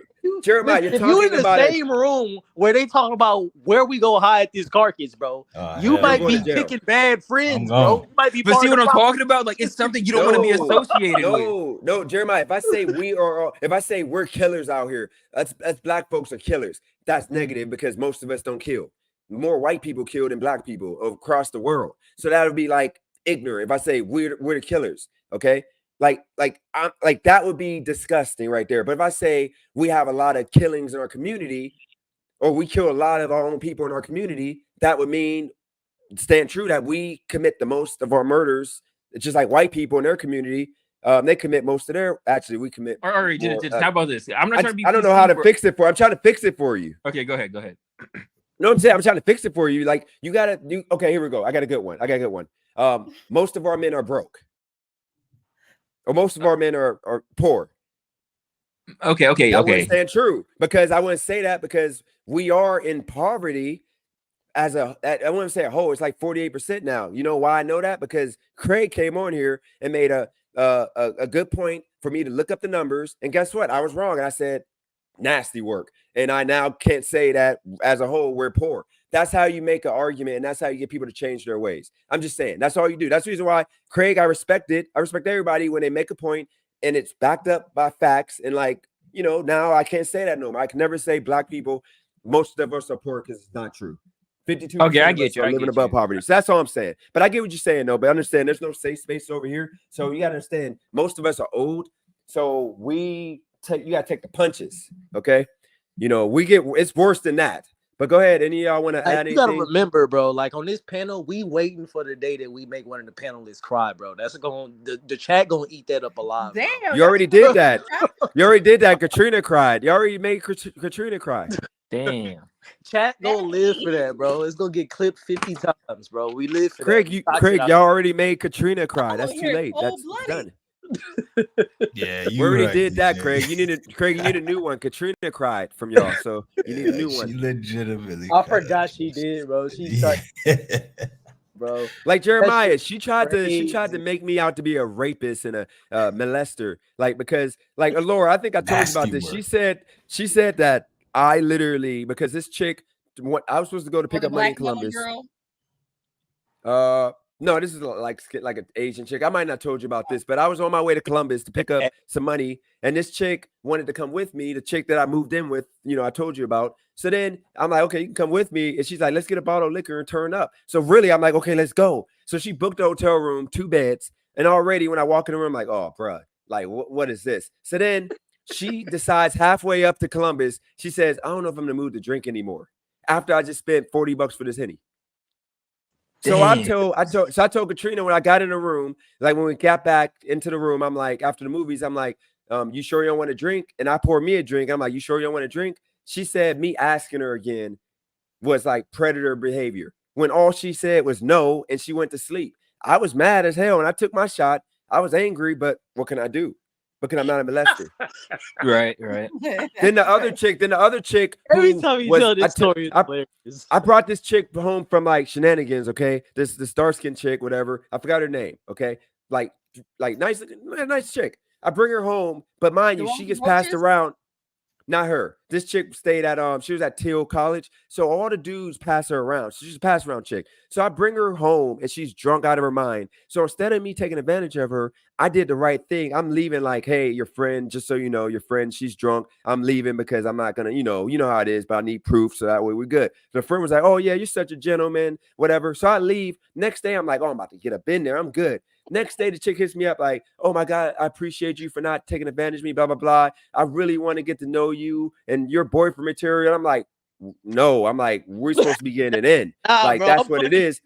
So she goes and calls me. She said, oh, you're effed up for not trying to like be with me and this and that. Like, F you. I'm about to tell everybody. So she goes to social media and says that I R-worded her. So I go and I showed text messages and stuff. Everybody canceled her out. And then Katrina tried to say that I'm a predator because I didn't want to take her out on a date and treat her like a woman when we had it. Because she said if I would have had sex with her, pretty much, the chick literally said, if you would have just did it and we would have had sex, I wouldn't feel the same way. But because you treated me like such a gentleman, I never had this before. I'm trying to, see what we can, you're boyfriend material, like Corey Matthews or Boy Meets World. But she said both of those situations, I'm a predator, molester, pretty much. Wait, but did she actually like claim that you like R-word her? No, she said that after, but then I showed the text messages on Facebook and Twitter. The messages are up on Twitter still. She got canceled out. Like she literally deleted all social media because she tried to accuse me of doing something, but her friend literally, what is it called? Like saw me leave the room. I never shut the door, and we got text messages of her saying thank you for not doing anything. You know, I was drunk, and she said because of that, she wants to try to, you know, take it to the next level and see about me being her boyfriend, like I'm boyfriend material. And then when I said, no, I'm not trying to do that. I'm just trying to hit it, whatever, you know, whatever. Then she said, oh my God, you're such a terrible guy and blah, blah, blah. I'm like, dude, like, cause she said I should have, like, she thought I was going to take advantage of her pretty much. No, yeah, she wanted you to. Yeah. And I wasn't on that. I would never mess with a passed out carcass. You know, no, that's nasty work. But that's what Katrina pretty much said. What was that? She probably thought you were Scottie Pippen Jr. What do you do? What do you do? Hey, you look like him. Oh yeah, no. I thought that he did something. No, what do you do? No, I was actually broke. I was a college kid. But no, the whole point though, she called me a predator, and that's the reason why she started crying, because then she tried to like break up a happy home with me and Cali girl. She tried to say that I was trying to get on with her friends, and I'm like, bruh. I said that when we first started talking, which was a month before I met Cali girl. And then when I got there, I was on the phone with Cali girl every night. We didn't even do nothing. Yo, she was the predator, yo. She was the predator. She just got mad that she couldn't play as the prey. Yeah. She really was playing you, dog. Mm-hmm. And the fact that you to this day, nigga.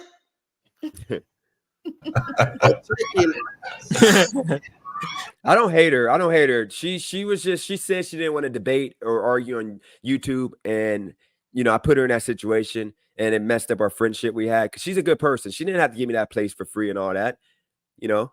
No, you can't say that she was like Tom and Jerry and you, and now she's a good person. Yeah, and then say she's a good person, D. That's crazy. That's why I mean, I'm a forgiving person. But see, that's the thing though, too, though. Like old boy was saying, you the prey. You be out here thinking you the predator whole time. They didn't caught you in their snares, and you got yourself pumped up like, yeah, I done got this Henny. I'm about to hit this. And the whole time they waiting for you to take that Henny, get passed out and rob your ass. True. I swear to goodness. You like a real quick, kind of like a passport, bro, but domesticated. Not really, because I at one point I only dated black women, and Laura, I remember she used to make that joke, but my track record is all black women besides 3 white chicks, and then 1 Hispanic chick, and then came Cali girl. But I literally used to tell Laura, like, I'm like black women. It got to the point that I'm like, I'm tired of this. I keep getting ran game on. Like, I had enough.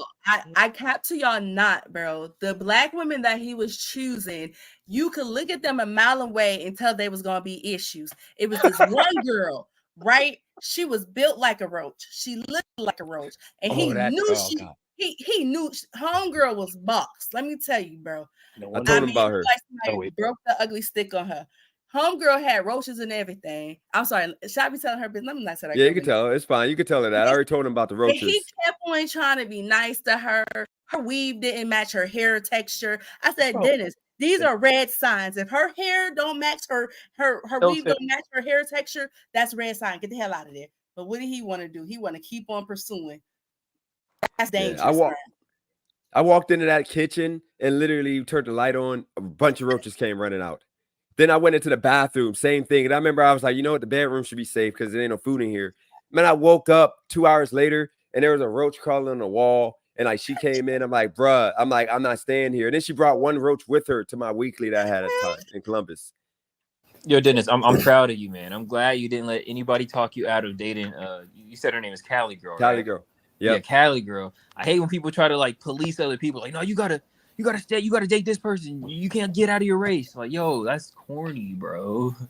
No, but Jeremiah, you see reason why she's a blessing. I advocated for Cali girl. So Cali girl, if you listening, girl, Yeah, I mean, Right? Jeremiah, you see the reason why when I was like going in about the whole money situation, because that's the only thing people try to throw out there. Oh, here's money, here's money, here's money. But Laura, no, I'm a hustler. She knows I figure it out one way or another. Like even being out here and like accepting, because Cali girl, I wasn't gonna do it because I was like, she's like more successful, but she wasn't there yet. She didn't have a job yet, but I knew she was gonna be more successful.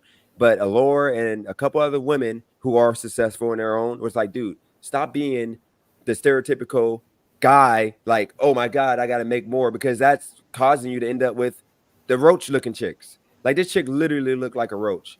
Like her kneecap was bigger than her butt. I mean, it was freaking nasty work. Like she, I don't know, DJ. I'd rather deal with months on her knees, bro. I'd rather deal with roaches versus like a dirty bathroom. I walked into a girl's bathroom, her toilet was fucked up. I'm talking about like shit stains, like you know, like you're supposed to use the scrubber and stuff like that. Oh God, like, I probably would deal with. I'm telling you, man, this dating thing is crazy out here. No wonder y'all was saying that shit earlier. Y'all said fuck a rotation. I'm trying to find somebody with a clean toilet. He said he'll take the roach looking girl. Just clean the toilet. You hear? Okay. She said she didn't, or she said, I forgot to tell you, this is the one who when I was contemplating coming or not, because I'm like, she's too strong, she got this, she's like, dude, you better stop freaking being weak. Like, why you always being like, because I would jump, and if Cali girl would have been a chick that looked like a roach broke, I would have jumped, and I wouldn't even have been a question to be here. But because she's like actually successful and productive, I'm like, oh, I don't know. I'm asking everybody I know, should I go? He wasn't used to that. Dennis wasn't used to seeing a woman who was independent and who had their own and who can support him, you know, like emotionally. Because Cali girl was definitely okay with his situation, and she was understanding that he was trying to get his stuff together. And you know, sometimes men need that support, because I always tell people on my platform, I advocate for Black men, because there's no safe haven for Black men out here. And so you need women who aren't going to judge Black men all the time. They're going to be understanding. As long as you are trying and you're getting for effort. If I come home and you ain't got a job and you done cook and you done clean, I'm not about to sit here and judge you talking about, well, I paid the boss to be the house or whatever. I'm going to support you and keep on telling you, keep pushing. Now look at D. D didn't want to do this podcasting thing. And now look at him. He got over 9,000 subscribers. Hell, he got more subscribers than me. But I told him, like, you got this in you. But when you don't believe in yourself and you got people speaking negatively over your life, you'll doubt yourself. But when he stepped out on faith, look at him. Oh, peanut head self. Hey, wait, no, we got to talk about that. You said support a man. How far are you going to support a man? But that is something we learned from slavery, though. How long are you going to support a man, though? I was asked if your man is Black, but I'm pretty sure you from the same place DJ is. So I'm assuming most of the people around y'all was Black. So I'm assuming your husband is Black. Yeah, my husband's Black. Well, dating outside of your race wasn't encouraged in my family. But I have dated white before, but my experience with white men were not great. So that's why I don't date outside my race. And that's why I love Black men. Plus, I've seen nothing but strong Black men around me, my uncles, my dad, my brothers. And so I just seen how hard they had to work for their respect and how hard they hit the pavement. And I never wanted for nothing. My brother's kids never wanted for nothing.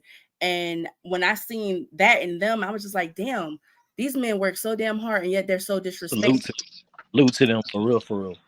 And so for me, there is a limit. You can't stay with me and you ain't doing nothing and you ain't elevating. There's a difference between growing, elevating, and just staying still and you're just comfortable with me taking care of you or me helping you. Because like my husband, he started off, he was in college, he was living with his parents, and then he's just like, yo, I want to do this. I told him, all right, come on, babe, let's do this. We moved to a whole different state. My husband came down here without a job. I was like, I'm gonna hold it down. I held it down, you know. And then now look, my husband, he graduated from YSU with his bachelor's in computer engineering. Then he got his master's in cybersecurity. Got hired in the engineering department for Charlotte. And then he just decided he didn't want to do that anymore. He says, babe, I want to go into law enforcement. Now, granted, I felt like, what the hell? Because, you know, that was good money. And I knew law enforcement didn't make no money. And plus, I was thinking about the safety. of him and our family, but he's seen some stuff that was going on. He said, I can be the change. When he sat here and he told me that, and I understood where he was coming from, I said, okay, I got you. I supported him. You know, it was a process, and I had to hold it down. That's what I'm saying. He was elevating each time. How long you gonna hold it down for? This is why I say, H-Way, this is why I say relationships are transactional. It is. Every relationship is transactional, bro. So I mean, as long as she's getting what she needs out of the transaction, I'm pretty sure she's. Every relationship you make on this planet is transactional. But let me tell you, faith without works is dead. So we say transactional, that means you're trying to put your money to work. So, or you're trying to make your money work for you. And if you just see, this is the difference of it. If you just spending your money tricking, or you just spending your money for a good time, then that's not an investment. Now, if you put your money towards something with good faith, you sow a seed. Mm-hmm.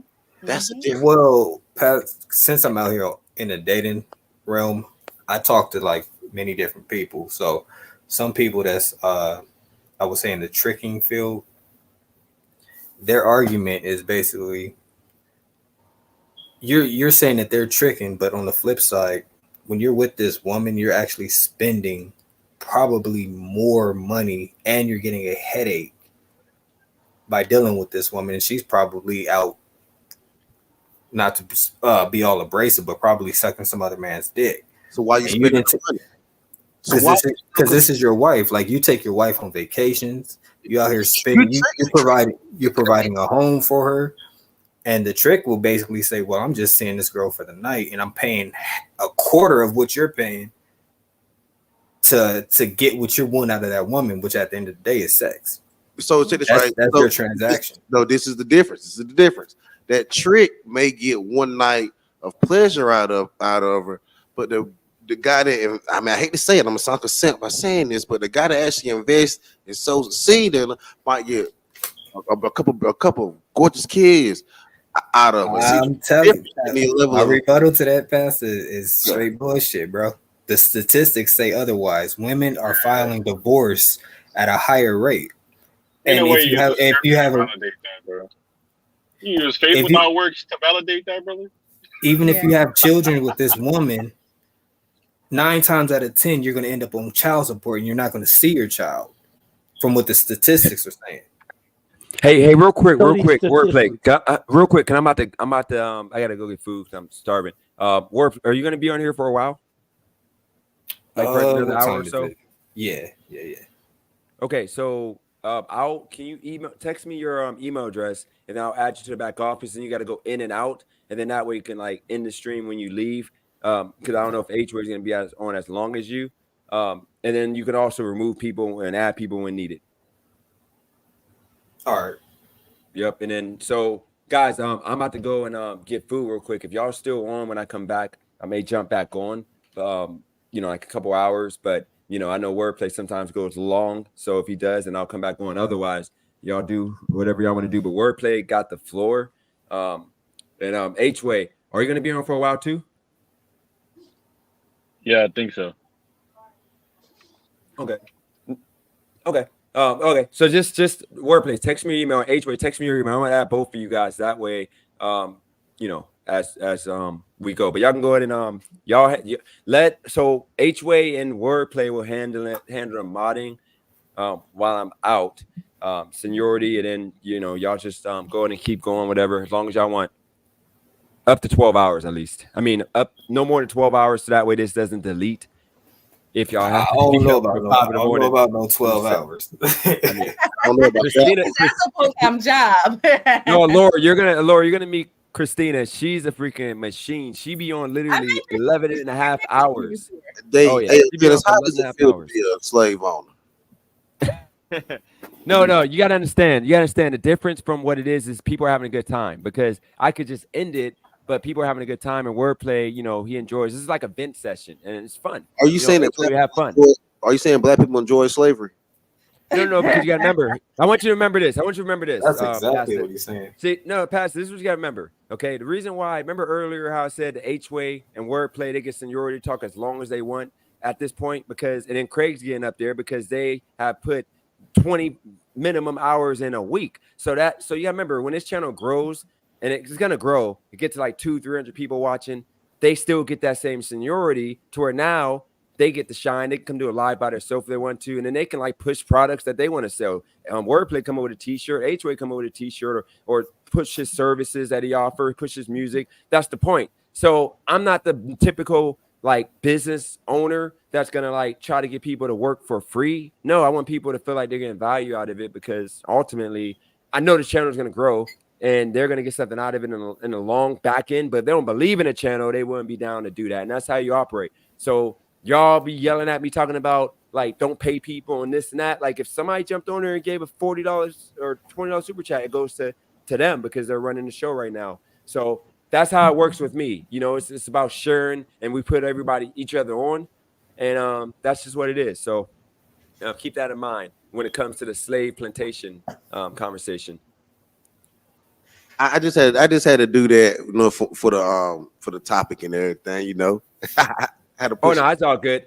Yeah, it's about investment, because I know like if Pedro or somebody like that was high up, if they gave me the chance to go on their channel right now, I'm doing it all day, because I know it's going to bring me a bunch of people. They just aren't really pushing their YouTube channels yet. But I'm pretty sure in a couple weeks, 3 weeks, they're going to be more comfortable now that I'm being like I'm trying to be more regular. They're going to, you know, be like, you know what? Let's go. Because Wordplay reached out this morning, like topics. Let's figure out some topics, whatever. And I'm like, or yesterday. I got one for you. I'm going to cover this topic, but you have a much larger platform than I do. I'm going to write it down. What's the topic? Write this one down, though. Disney is trying to buy the rights to the Bible, and they're trying to cover up this story and say it's a rumor or it's a lie, it's not true. But I did a little bit more deeper research. Yes, they actually are, and they actually put in that movie Prince of Egypt, actually, about Moses. So Disney is trying to buy the rights of the Bible, and once Disney does that, they'll have Marvel. Once they get the Bible under their rights, that is big. And they're looking at the publisher or the person that actually prints the Bible now, and they're trying to acquire that company, which will give them therefore rights of publishing of the Bible. They'll be able to rewrite it, make movies off of it, and do a lot of different things. They already have 37 different chapters they've already rewrote. Well, I got a question for you, Pastor. Do you have a YouTube channel? Yeah, I do have a YouTube channel. It's monetized, but I haven't like put in all my information to start like. So I got a Cash App and all that. I got a super chat and all that, but I haven't even collected on that shit. YouTube, they know they owe me because I haven't put in all my information yet. No, you just got to fill out your information. But here's the situation, okay? I'll put my number in the back office. Here's the situation, Pastor. Like Laura, it took her freaking months of me telling her to come on and do this. She's sharing the live on her Facebook. I've been telling her to do this for months. Like, let's grow together. Look, you can literally 2 things. You can text me and we can do a joint show with me and you talking about that topic. And then we can potentially, if it goes viral, like whatever, and even if it don't, it might get 1,000 or 2 views. But guess what? You can then take that video and put it on your channel and cut it up. And like, a clip might go viral. And then guess what happens? Now your channel blows, because that's all YouTubers try to do is get that one video to blow, and then now all your videos start cooking, and then at that point you got to like start cooking daily. So that's the thing. Like, I'm about sharing and trying to help other people, you know, grow. So if you want to do that instead of wasting it on here, nobody's really going to listen to it. There's only 25 or 35 people in here. Just hit me up, text me, and we can do it together. But y'all don't be hitting me up like with these ideas. Like let's go. They already talking about it's not happening, and there is literal proof. Hey, y'all got it. I gotta go. Hey, So, no, I'm gonna put my number in the chat though. I sent you that message. What kind of person is the CEO? What's his race? You said, oh, well, the person that's doing it is white. Yeah. No, the CEO of Walt Disney is Jewish. Oh, yeah. Ashkenazi, not like actual Jewish. Sorry. Anyways. Yeah, I will show the proof whenever the live goes up. You know what? I'm gonna have to hit Dennis up on the email and fire up this live. This shit is all everyone. I can't. All right, we're gonna have to do it. I don't want just do your research, and then just reach out, just do your research and then reach out, and we can literally do that live together. All good. And once again, Lord, appreciate you coming on in case you're off when I come. But everybody, y'all got my number right there. Even Craig, we can do this all day. Like Craig, you can literally come on for like a half an hour every like other day and just game me on like things that the ignorant things I say. Just write them down, like the ignorant things I say, and you could teach me. I'm an open book. I'm trying to learn. I don't think I'm not Mr. Know-it-all. I might be ignorant, but I'm willing to learn, and I know nothing about slavery, none of that stuff. So no, not my YouTube channel. Don't tell me how to do my YouTube. Other than my YouTube, I don't care. Don't tell me about YouTube. Okay, but when it comes to slavery, as long as we can agree on that. Bet. Yeah. Other than YouTube, I'm good. I'm open book. But I'm gonna go. Appreciate you, Laura. All you guys, Clean, Craig, Pastor, Jeremiah, Wordplay. If y'all still on here when I come back, I got it. Appreciate you. Yeah, no problem. The thing that happened during slavery, they was able to take the good word of the Bible that was originally found in Africa. I think it was found in West Africa or all parts of Africa. Y'all don't know how many books have been taken out of the Bible already and condensed down. And that's just why they say that Bible was used to keep us in slavery, because it was condensed down to some fairy tale control mechanism. But I still read the Bible because I know what it actually. I know what it is, and I know what they've taken from it. I know how we going there. We going there. We can go. And they trying to do nothing but make entertainment and movies off of it. And I got the proof. I'm coming with it. I ain't gonna try to do the whole live stream now, but I'm just saying y'all gonna mess around because people in the chat saying I don't know what I'm talking about. Y'all gonna mess around and make me just I'm gonna leave it alone. Wait, so pretty much sum it up. You're saying that Disney is doing what to the Bible? They're trying to acquire the rights of the Bible. They're trying to you know how you buy someone's catalog for their music. Pretty much is they're trying to buy the catalog for the three versions of the Bible, like the NIV, the King James. I think another one they're trying to get, but it is pretty much trying to acquire the rights of publishing of the Bible. I mean, but hasn't that already been going on? That has definitely already been going on. The Bible is already owned by a in particular company. You can look it up. I'll look it up. I'll look up the company. I'll look it up. But so what makes Disney any worse? Because of what Disney stands for. I can't say that the companies that own and publish the Bible right now are bad companies, but I'm gonna say that Disney is a bad company. We got children Disney. They out here talking about that whole rainbow community bullshit. Big time. I know that if Fortnite, they just purchased Fortnite. What's an acquisition?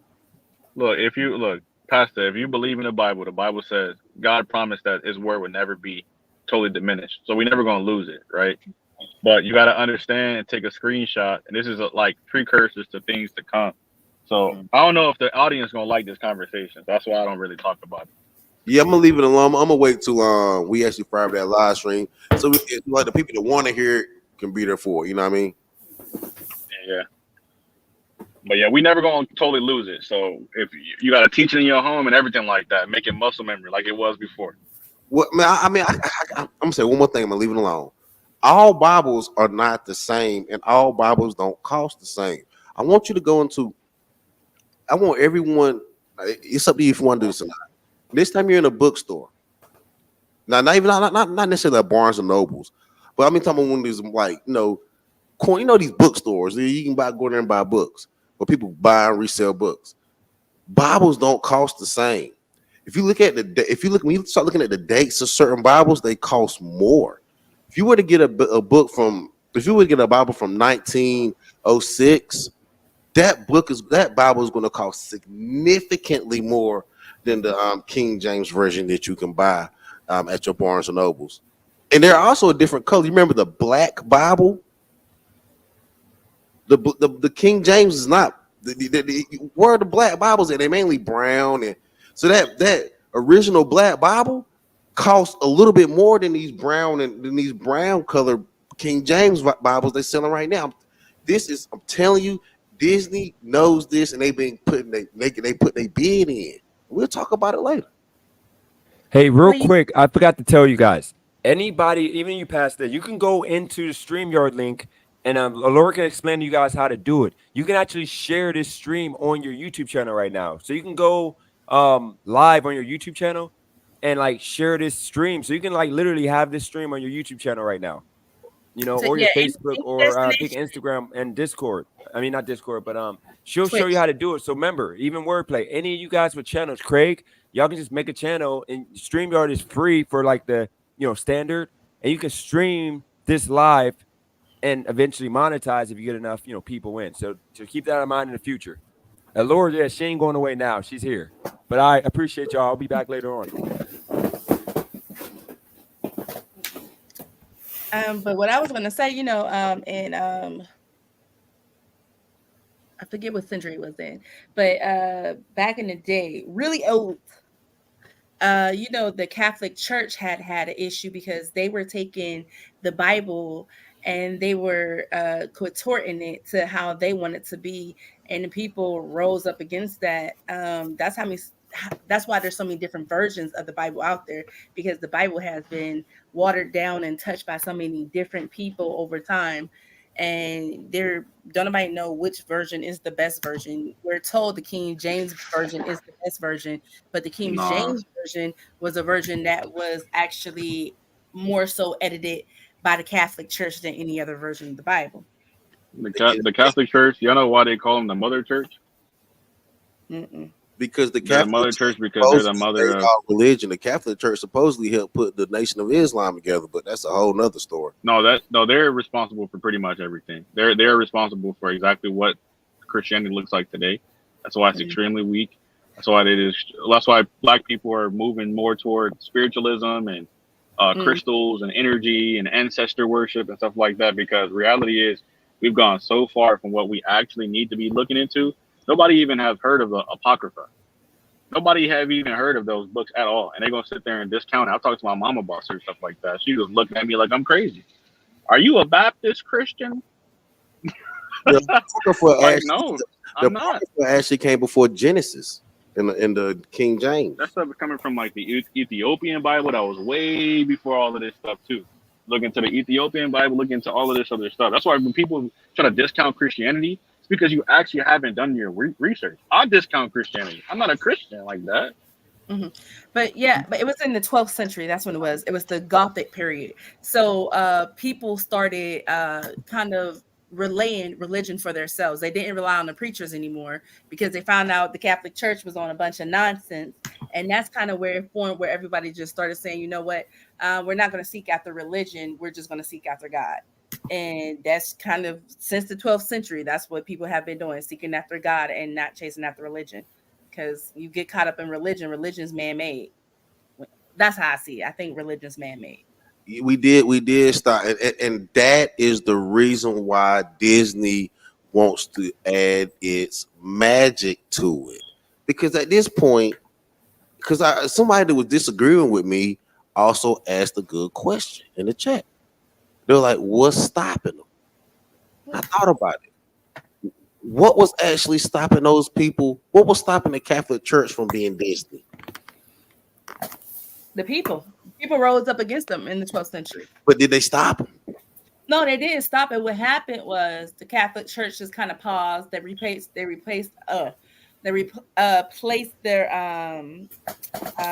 wasn't H-way. Hold it down real quick. I'm gonna go out real fast. Church.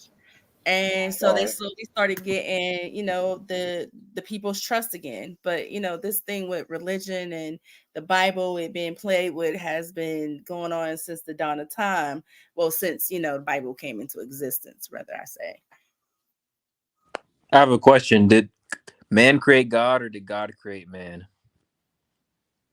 God created man in his image. Yeah. Says who? That's what the Bible says, and that's what I believe. There you go.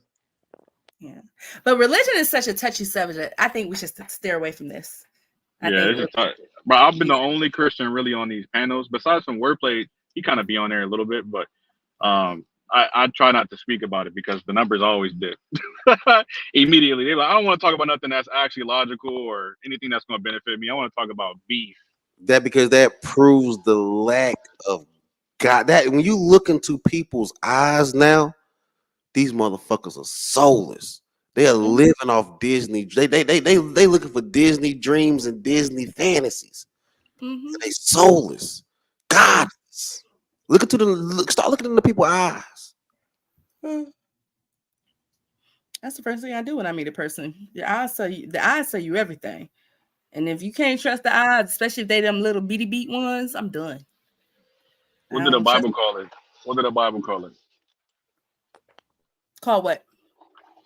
It's called reprobate mind. Never heard of it. If you look into just look at reprobate mind, when people, God will give you over to your sin and give you a reprobate mind, which means that no matter what, if you hear truth, you're not going to be able to accept it because you've been given over to a reprobate mind. And that's the most dangerous thing you could possibly have in this world. And that's what we're looking at right now. People out here just killing for no reason. I saw a video, somebody in Alabama that was on live, on Facebook Live or Instagram Live, just going around shooting people, dog. On live. Just shooting random people. He said, I'm going to just go around and shoot random people on live, bro. That was his agenda that day. To get locked up for killing random people on the street. That's mental illness, bro. It's crazy. Earlier talking about boiling babies. So they said you could find that in Romans chapter 1, verse 28. It says it's in reference to those whom God has rejected as godless and wicked. That's crazy. I ain't never heard of it. You can't come back from that, my boy. And that is where they're trying to drag us. That's the reason why I want to do that live stream about wait till magic really get hold of your faith. Wait till your faith. See, we like man, I'm gonna leave it alone. So what do you guys think about all of this stuff going on in the world now? Because in the book of Revelations, it said that the end times was going to be like everyone going to war, families were going to be separated.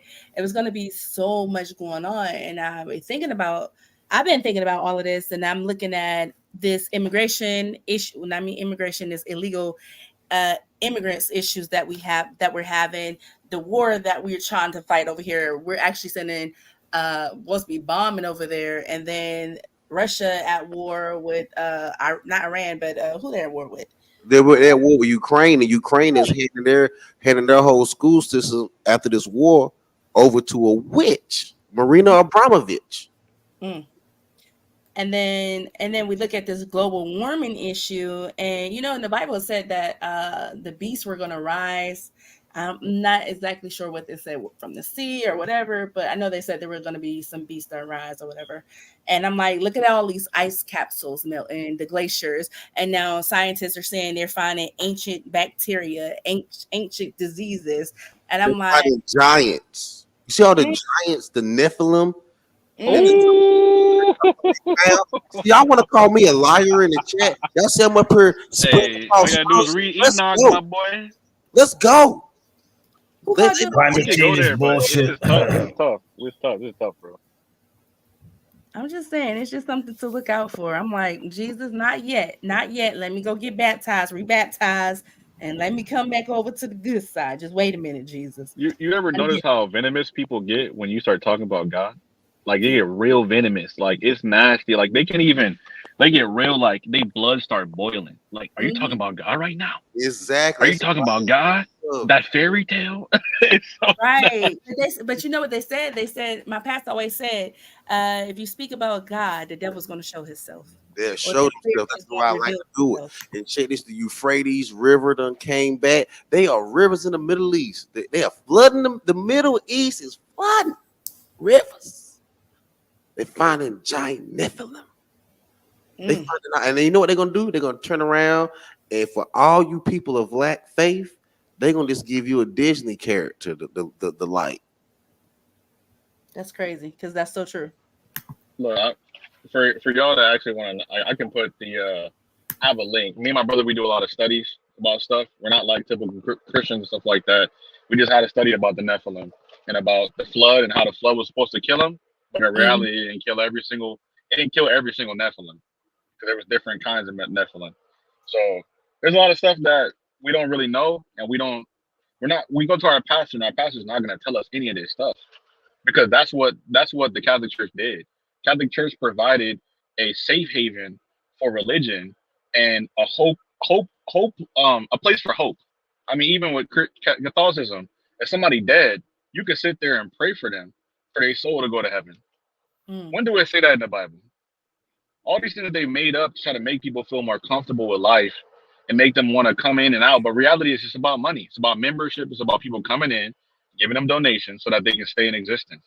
So that's all it's really about, bro. So they can get swallowed up. They try to swallow you up. That's all they trying to do.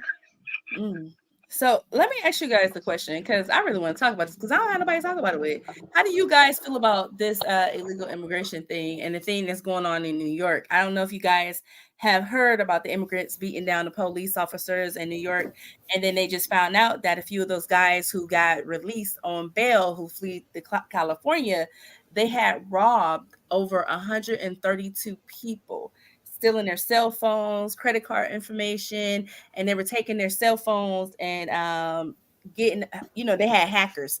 They had their own little hackers hacking into cell phones and sending them back to Colombia so they can, I guess, resell them. What you guys feel about that? It's Babylon, baby. It's time to get ready for war, because the Tower of Babel is about to fall again. The great melting pot, the Statue of Liberty, is about to go down, and that's what this whole. So, are you like a pro immigration or not? Who, me? I'm pro legal. Oh, yeah. I feel like if you apply over here and you go through the right steps, because we have so many immigrants. The U.S. was built by immigrants. I just feel like you need to go through the legal process to come to the U.S. I truly believe that. Yeah, I agree with that. I think you should go through the legal process unless you are bought here as a slave, and they are bringing these people here as slaves. That's the thing about it. That's the reason why they're able to pass through these borders, and that's just why they got caravans and call it a caravan. Join the caravan. They got how they going to have a caravan? How they going to be picking up their luggages? And how they got cell phones? How they flying first class? Because they're not. Wait, so do you actually have a problem with the immigrants, or do you have a problem with the way that they're being treated better than I have a problem with this whole. This is a war on us as people, and I'm down here in Texas. I understand what Texas is doing. It looks ugly, but we have to do it because they're trying to bring. Just like I honestly think they stole that election in 2020. Okay. And I think they're trying to actually steal this one based off bringing all these people in and just giving them the right to vote and pretty much putting these people in pure slavery. They take care of these people for 3 to 6 months, and then they throw them out on their asses. Now they robbing us. Don't forget, though, the Democrats also will now ensure for the next however many years, all these people are going to continue to vote Democrat. Why? Because they're getting checks, they're getting money just to come here for no reason. Yeah. So it's going to be a perpetual system. Go ahead. Yeah, and that's on Biden, though. And this is my thing. Biden knew that he could not win the American people's votes fairly, because let me tell you, what president have you ever seen a crisis in America this big? This is a problem. These people are coming in, they're not vetted. And then when you see them, they're mostly men. I wouldn't have a problem if it was women and children coming in. You know why? Because women and children can't stay and fight wars. Why aren't these able-bodied boys stand in their countries and fight in that war? You're coming here and you're robbing our people, and y'all basically they're getting their rents paid for 2 years. They're getting $1,000 on prepaid cards. They'll be sitting in the streets all day. These men do not work. They sit in the streets all day, robbing people, doing drugs. And it was like, I didn't believe it until I seen it with my eyes. I was just like, wait a minute. No, you telling me our vets can't be treated right? Then we have Black men who are incarcerated for things like marijuana. And yet this one guy, he had 6 DUIs, killed the girl, y'all. and they let him go. He brought his ass back here. And they talking about, we don't know what to do with him. Lock his ass up. Excuse my language. It's not Biden. Biden is actually a vessel, to be honest. Biden ain't even there all the way. It's his administration and the people, the powers above that's doing that kind of stuff. Reality is, because Biden's actually not there. You look at him, listen to him speak. You think he's intelligent enough to concur this plan? It's the globalists that's doing this, because you can't have America. America's one of the countries that they can't have strong for globalism. China is a country that you can have strong for globalism. I would even say Russia is an area that could be strong for globalism. Africa could be strong for globalism, but it's just, I think where America is and how we do things, we're not good for. We want to control. We're not good for globalism without us controlling it. And we're trying to do it through the United Nations. So we're definitely part of this shit. We're trying to get the world here so that we can control the world out there. So we're definitely a part of this shit. It's a very strategic move. And on one side I understand it. On one side I do understand it. We're trying to control the world. How do you control the world? You gotta own the world. Well, I mean, so I kind of you guys are saying like they're bringing these people in so that they can vote. I mean, don't you have to live in a state for a certain amount of time in order to vote? Nope, not for them. What do you mean not for them? So you saying that I can get up, and since I've been a resident of California, I can vote in California, get up and drive to Nevada, and then say that I'm a resident of Nevada and vote. That's the thing. It does not apply to us. We would have to do that. You have to stay in a certain district to be able to vote there. You have to register there. They are not having to do this. And they're finding so many loopholes. That's why they're coming here in vast numbers. Is there proof of this? Yes, they're saying this. You ain't watching the interviews? Well, I'm not. It's a difference. Joe Biden, Kamala Harris said rather than stop them at the border, we need to figure out a quicker way of processing them.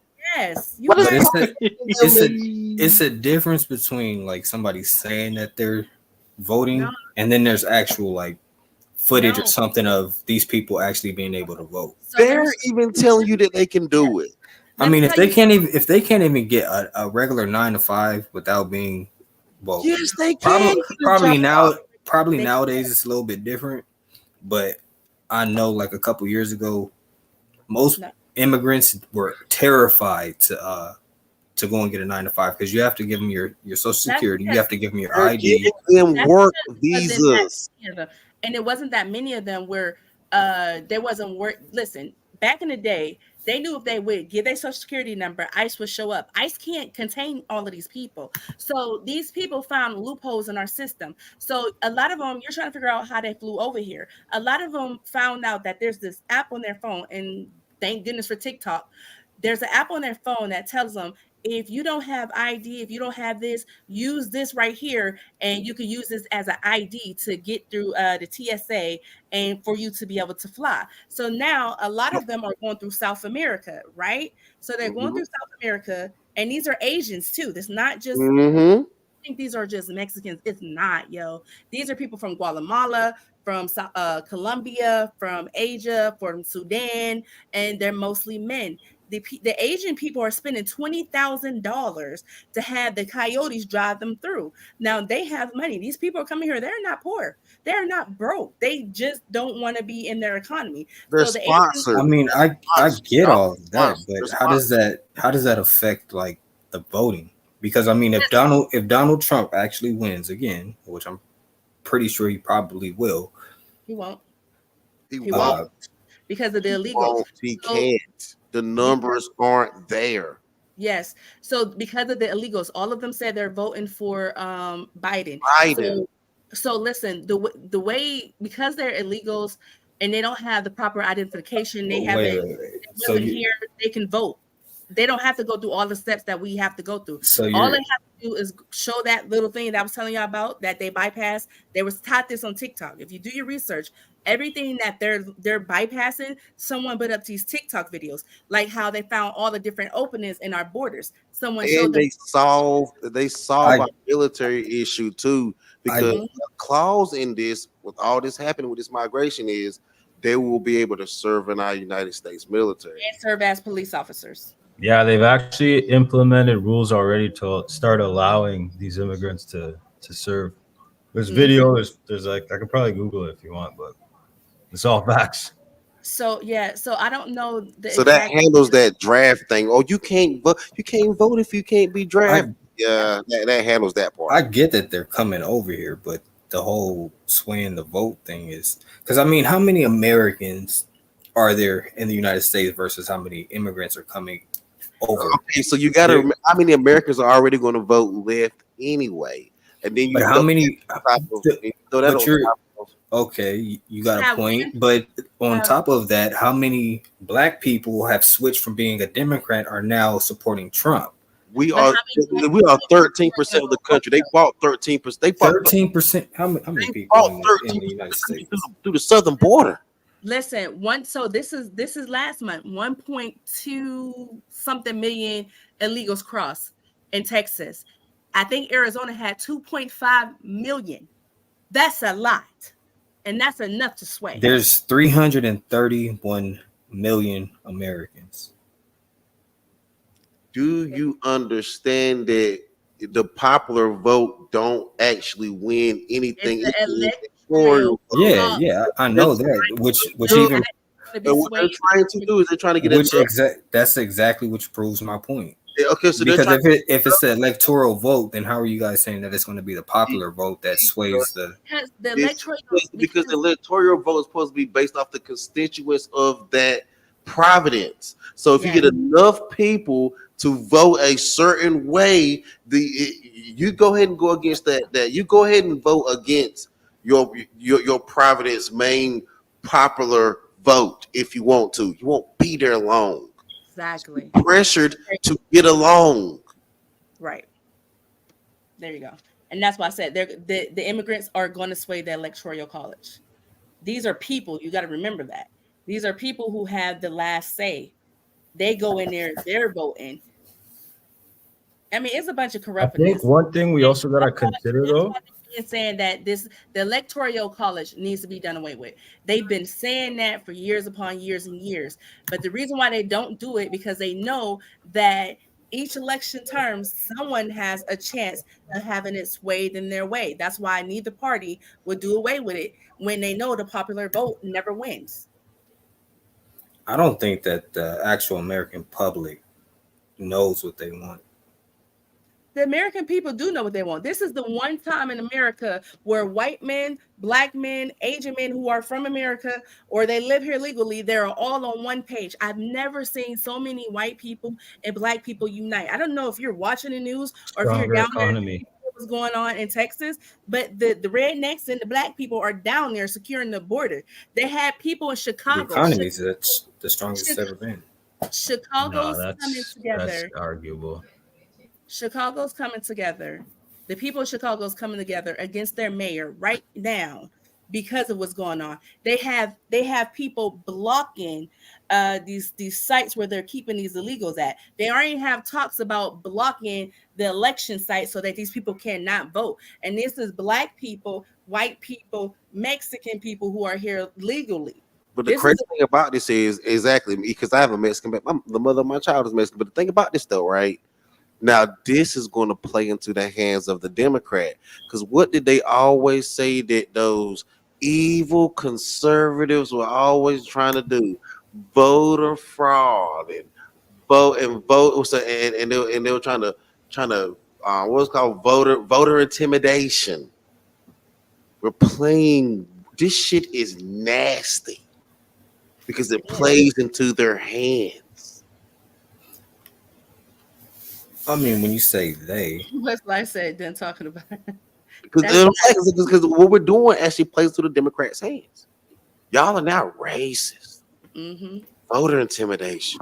I mean, I stand on like the side of the people, so I'm more of like, who are the people though? It doesn't matter like who you put in office is always gonna be fucked up out here.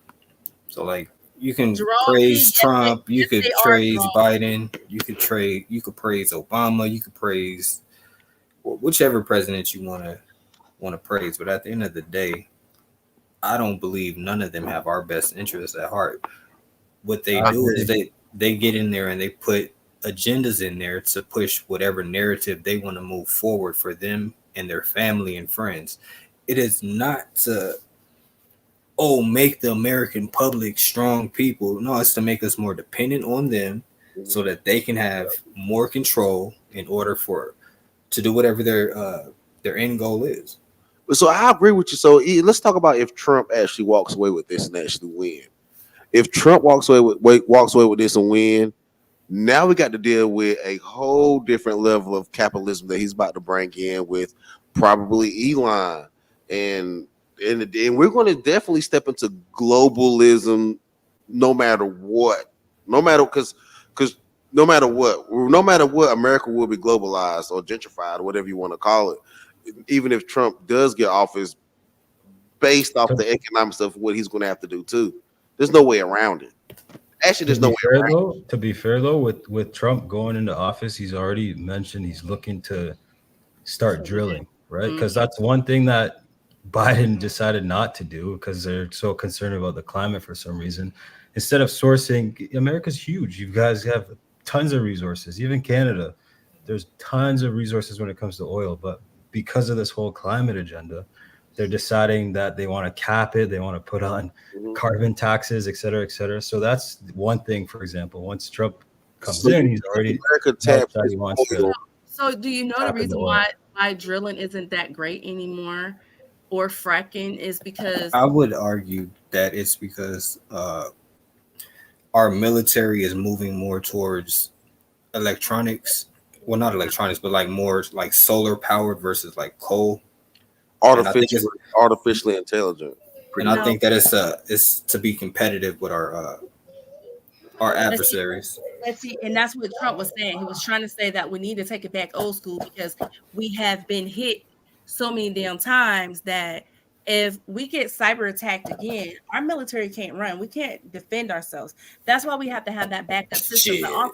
A bunch of robots cannot defend us. Shit, let them try. See what America do. I do not think a bunch of robots. I believe in our country, man. I think it's an agenda going on. Like certain influencers are being hired and bought by other countries to push a narrative to make us be divided. Like even like the whole red pill stuff. Like Andrew Tate's not even from America, but he's pumping this narrative out. He has some good points and stuff. Beneficial, like to the whole thing at play. If you look at it holistically, I definitely think it actually helped our cause because it woke people up to a degree. Because he was speaking out about COVID before it became popular to do so, and that woke a lot of people up. CIA, even Tucker Carlson, part of the CIA. When they say if the CIA literally if they let another country's president say you wanted to work for the CIA, if the CIA know that information is out, and they let you talk to that president, you don't think the CIA is working with you? You don't think Tucker Carlson's part of the CIA, even though he said he's not hired by the CIA? Isn't that the best way? CIA can't prove it. Yeah. So in today's time, in modern days time, you don't work for a company. You contract yourself to a company. That's what the government. But I do get what you're saying though, because it's like if you're in a position like that, you're not just in that position for no reason. Like, all right, or facing no consequences, which is kind of suspect. Like they're just gonna let you go interview this guy and drop a 2-hour interview. I get where you're going, but how do we prove that? Like I just don't know. I want to Jerome P. He said that undocumented immigrants aren't allowed to vote. That's untrue. I don't know who told you that. They are. There are a lot of states that allow them, but they haven't voted yet. No, they haven't. So I can say that they can vote. They're being interviewed and they're already told why they want it to be. So if you guys watch, first of all, are you into politics heavy? I try and be aware, so I like to know what the other person is doing, so I could be on my P's and Q's. I'm not like full on deep into it though. So these immigrants, they came here because they were said, a lot of them were saying that Biden's policies allows for them to do certain things here that they can't do in their country. That's why they're flocking here. Have anybody ever wondered why there's such a surge in immigrants? Why is this out of nowhere just popped up?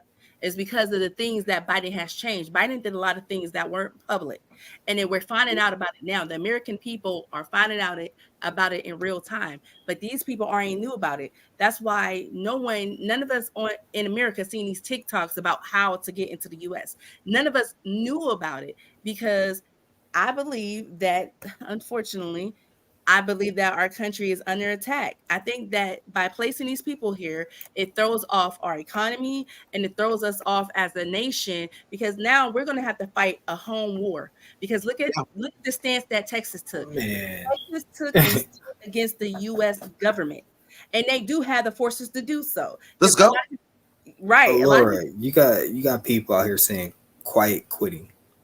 And what are you talking about? This is real. We actually, you are out of your mind, dude. Americans. How do they? Let me ask you a question. Like she said, how do they have a map from Venezuela all the way through the American southern border on their phone? I don't got that map. Well, I mean, this kind of goes into like what DJ says about like slavery, like them coming. That ain't slavery. They volunteering. But what I'm saying is like talking about it, like them coming over here, it's not really affecting your day-to-day life. Yes, it is. So they're taking jobs away from you. Hold on, wait a minute. You lost your job because of an immigrant. Let me say something, sweetheart. I just did a whole story on New York, how they had to shut down the doggone high school, and the kids in New York, I don't know if you know, they aren't struggling. They shut down that doggone high school to place the immigrants there. The people in New York, the people who aren't struggling there, they got kicked out of their homes. There was a veteran. He had no legs, no toes, got kicked out because they said, you have family you could probably stay with. We need to make a room for the migrants. There were people protesting outside of the school because they thought that was wrong. Other shelters, they kicked out the American people to put them there. These people are getting our resources. The mayor of Chicago, there was $95 million left in COVID response money that could have helped the community. He took that money and he gave it to the migrants. The people of Chicago were upset because they didn't even know they had $95 million sitting around. And the people of Chicago are struggling. That money was supposed to go to help them. This, like I said, there's an agenda. I don't know what it is. Laura, you know what his response was? Hold on, Pastor, because she said that the school was shut down in New York because of the migrants. Yes. From what I'm reading, the school was shut down for one day, and the kids went right back to school in the morning. It was shut down because the parents went and protested. It was supposed to be shut down longer. You're taking information. You're taking quick information. I think one day of kids not being in school isn't really. One day could harm 50 children who can't do well online. That's what you don't understand. Why was it only one day? It was only one day because the parents stood outside and blocked the doorways. Exactly. I mean, these people are complaining about 4-star hotels. They threw the food out that they got. They said, we don't want this. They threw it out in the garbage. And then the governor said, we'll give you $1,000 gift cards. That's what they did. They gave them $1,000 gift cards. And I'm not pro-immigration. I think that we do need borders, but at the same time, it's like we got to be fair. Be fair to what are you being fair with? I'm like fair to the truth, because like if you're saying like the school was shut down, I'm under the assumption that the school was shut down for like a week or something, and it really disrupted. It did. It did. It does not matter. Man, most black kids are ditching school, going out getting high, not even trying to go to school. But that is a shoulda, coulda, woulda. That's a hypothetical, not even a real hypothesis. This is a hypothetical. What are you talking about? A lot of black. There's a reason. There's a reason why the statistics say that black kids Do your research. Black kids are actually succeeding in school. What are you talking about? They are. Are you sure? Especially here in the South. I don't know what you're talking about, buddy. Are you sure? So I am 1,000% sure. I'm 1,000%. So are we comparing this to like other races? Because I think we're at the bottom of the barrel. No. We're not doing that.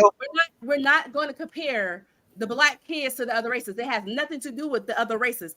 Black kids historically back in the day ditched school, they skipped school, they were pregnant. Teen pregnancy was high. Teen pregnancy is not that high now. More black kids graduate and go off to college now. So census are saying that it's a probability for more black kids to become doctors and lawyers now. This generation, even though y'all be doubting it, are going to be successful. I don't know what type of stuff they more. Didn't you and DJ say that you both did not graduate? Hold on, baby. I got 3 degrees. What are you talking about? Okay, DJ so just DJ. He didn't graduate. Damn. But hey, wait. Well, we gotta talk about the fact that we're becoming more successful, but at what cost? At what cost, though? What's the cost of it? Because I thought the birth rate was down in the black community. We're not having kids no more, and no marriages. No, don't lie about that. Now the marriage thing is steady. It ain't climbing, but it is steady. So a lot of people want us to think that black people don't get married. Black people get married, and a lot of people got this thing: black people don't marry, black men don't marry black women. When they do, they marry black women at a larger rate than they do any other race. I'm gonna put that out there. But I agree with that. But unfortunately for our community, even for us to be considered for a fucking job that you only got to have an associate's degree with, we always got to have a 1-up. We always got to have a bachelor's. And it's unfortunate, but that's why we do go and overeducate. For some reason, we got to overeducate. The one reason why my husband left his engineering position was because my husband was in this position for a long time, has a whole master's degree, and they wanted him to do this job, but didn't want to give him the pay. And then they hired some little white kid fresh out of high school, didn't have no damn experience. My husband had to leave. That's why he left. He left because no matter about all the experience he had, he was running the damn team. He was doing a great job. Oh, you're doing a wonderful job. We love how you're doing it. But we're going to go with your foreman's nephew. That's what they went with, the nephew. And then the nephew got fired 30 days later. So my husband, he left. My husband is highly educated. I'm educated. I'm educated. I like this. I don't like the boast, but I'm educated. But, sometimes that shit don't mean nothing. It don't mean nothing, but you have to just do it just to have a fucking door cracked. Just to have it cracked. That's for black men and black women, unfortunately. And actually brown people too. That's the thing. I don't think that. But I don't think the education is making our family stronger, though. I think if anything, we're more divided than we ever been, and we have more education than we ever had, and because we're prioritizing our career rather than prioritizing families. And it's not just that, H-Way. It's more black women are actually becoming more educated than black men, but overall, we are at the bottom of the barrel when it comes to state testings, all across the board. Do you know that's why they're trying to do away with state testing? Because state testing was designed to hurt our community. But I don't know if you know, but white schools don't have to. How does that hurt our community when you can sit there and study just like any other white person? Well, do you know about test anxiety? Do you know about white people don't have test anxiety? White schools don't have to test as much as us. They don't. They it really sounds don't. Like victim mentality. It sounds like what?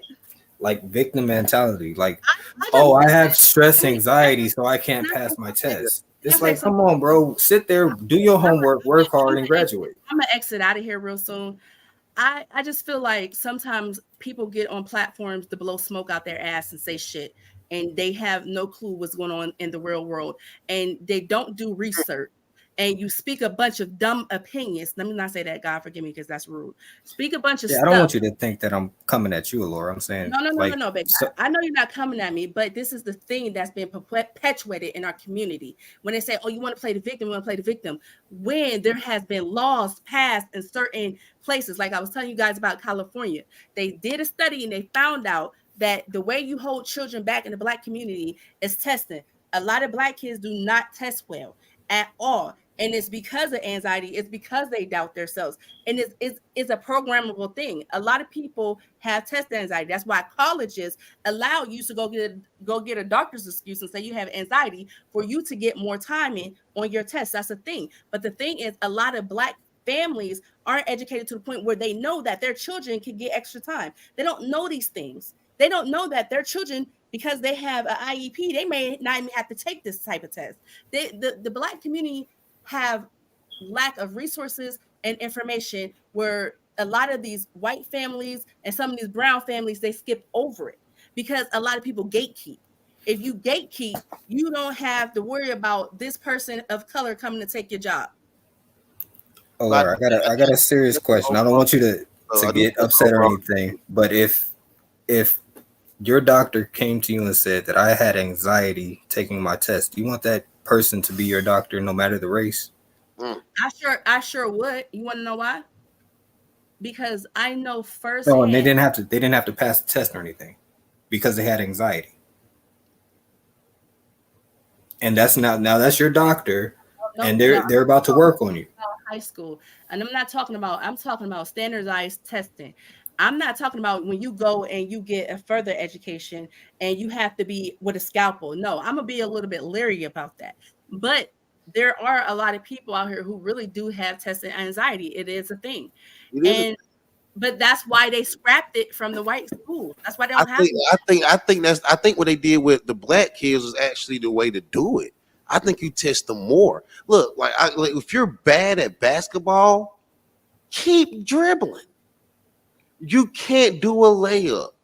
Keep coordinating. You can't shoot. Nigga, keep shooting.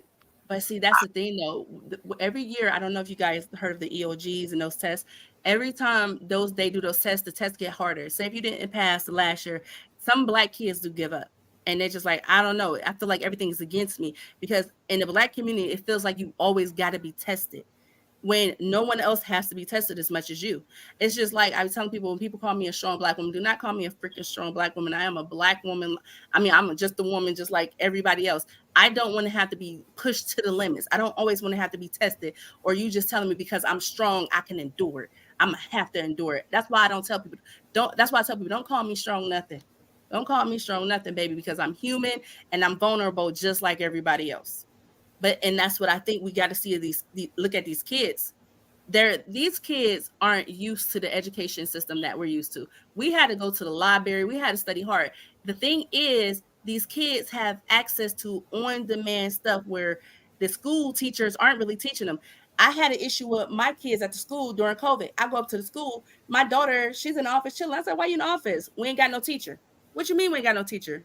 We just don't got no teacher. I found out more than 6 or 7 classes have no teacher. They're in there doing crossword puzzles. That's the things that's going on. So if you got kids who already have anxiety, and then you like, okay, you're going to have to hurry up and learn this, and they know they ain't had no teacher in like 3 or 4 weeks, and now they're going to fail this test. And guess what? When they fail that test, they're going to look at it and be like, okay, we're going to have to make this test harder. We're going to try to mellow out the test, and we're going to try to see what's going on. No, they make it harder and make it harder. And then in certain schools, and the thing is, my kids go to a great school, but for some reason, they can never keep teachers. This is the thing that a lot of communities are facing now. And then there's no library. I went to the library like 3 months ago because I'm like, let me take my kids to the library because I'm a book mom. I like to go to Barnes & Noble, buy my kids books. All my kids can really read really well, do math. My kids just got an award the other day for reading. And I went to the library, y'all, and let me tell you, I'm like, what the heck is this? The shelves were empty. There were barely any books in there. I was shocked. That's why I think our kids are failing, but I don't think you should test them to death because shit, no kid, white or Black. So then how do you assess successful if there's no test? Like even taking a standardized test, that's in order for you to get to order for you to go to another test. We need to adopt what the agents do. They don't do standardized testing. Well, we have to do more performance-based testing. What do you mean performance? What do you mean like the Asians? If you don't do standardized tests, you have to do performance-based tests, or you would have to literally put a child in a position where they would have to use mathematics, maybe not writing 2 + 2 or 2 × 10, but have to use like reasoning mathematically to get through that issue. That's the whole point of that may be harder to do. But that's the whole point of knowing 1 + 1. That's what you go to school for, so that you can learn how to do the physical part of it.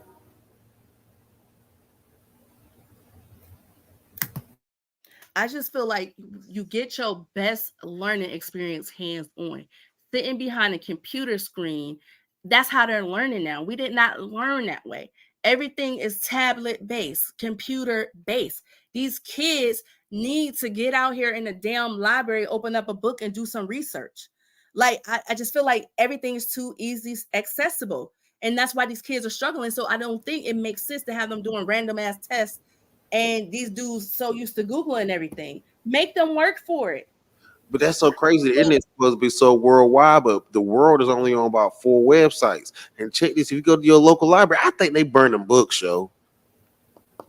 Because there's no books in the library. I think there's a low-key book burning going on in this country. Because I seen the same thing in my local library.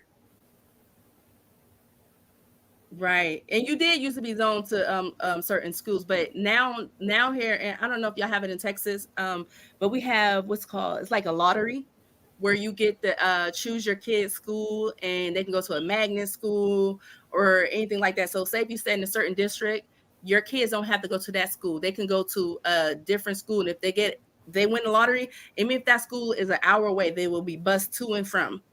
So that's a good thing too. But I'm just saying. I'm still confused. Y'all think the kids should be in school anyways? I mean, to be honest, I'm a homeschool my kids for sure. I'm gonna make sure my wife is good and set up so that way she doesn't have to work. And reality is, do y'all really believe that the kids should actually be in school, other than like maybe a privately owned, maybe like Black owned school? Like, why are they in school anyway? To keep it G with you, like. A lot of people that think school is trash, they're not going to school for the right reasons. They think that school is about like history and this, that, and the third. Which I mean, it is if that's what you're going to major in. That's what you should focus. I'm talking about like elementary, middle school, high school. I'm not talking about college. Yeah, I'm building up to it. So basically, like if that's what you're going to major in, like. From elementary school, you should be interested in history, but the whole point of going to school is learning how to build connections with people, learning how to settle arguments, disagreements when people have different opinion than you, learning how to set a schedule. It's not just about the curriculum. It's most people that are in business, they do business with the people that they went to school with. It's a community. So and most people just think school is just it's bull, it's like it's BS, but it's really not. It's not. School is very important. When kids are in, you're talking about solving disputes. It starts in elementary school. Yes, your first fight. It happens in kindergarten. Whether you remember it or not, your first fight. Well, unless you got siblings and stuff like that, and cousins and stuff like that, but. I'm not against school. Like, school is perfectly fine. Like, I'm in school right now. I'm in college. Like, I know that I have to get a degree to be able to get a better job. I'm 26. Like, I went to school for computer science. I dropped out of school because I had to get a job. Like, I know about school. I'm there, right? But when it comes down to elementary school, middle school, and maybe high school, I would say elementary, middle school is a little bit different. But high school is essential for certain things because you're about to get into the workforce and go to college and stuff like that. But elementary and middle school, learning about trans ideologies, and they're not really doing nothing, to be honest. You're talking about something completely different now. You're talking about something completely different. What do you mean? We're talking about school. We're talking about school. The trans thing, the kids be in school or not. The trans thing is something that's completely new, but like the fundamentals of school, that's very important. School should start. Yeah, school should start at the house. But if you just sit there and homeschool your child, and you don't let them interact with different personalities and opinions, and this, that, and the third. It's like, is that what you think homeschool is?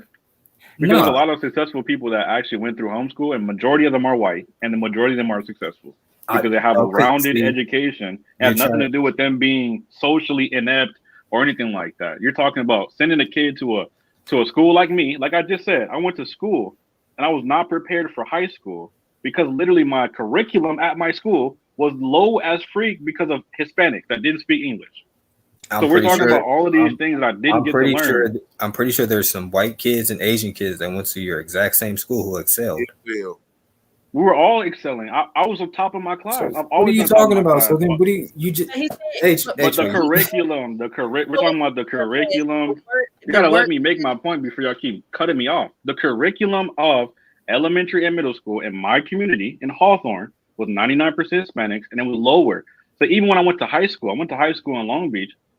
I went to high school in Lawndale, which is another city with a major Hispanics. And then I went to school in Long Beach with a bunch of white people. And legit, even that curriculum was a step up for me. And I was always excelling in my classes, literally always. And I was never on the bottom of my class. I was always on top. I was tested for GATE. I did all of that stuff, dude. I've always been intelligent. But at the same time, I'm talking about a curriculum that was low, where I didn't have anything. And then when I got to the real world, when I got to college, I had no information on loans. I had no information on actual finances, things that's going to actually help me out in my personal life. So I'm not saying school is bad. I'm not a all or nothing kind of person. What I'm saying is there is merit in having kids be homeschooled, especially certain kind of kids, because you can, if you have the platform to have like 10 kids in your community to raise them up and have a good curriculum and all that stuff, and they're learning about plants and they're learning about all kinds of stuff, why not? Why are they going to be all of a sudden, weirdos who don't know how to socialize and stuff like that? That's kind of crazy.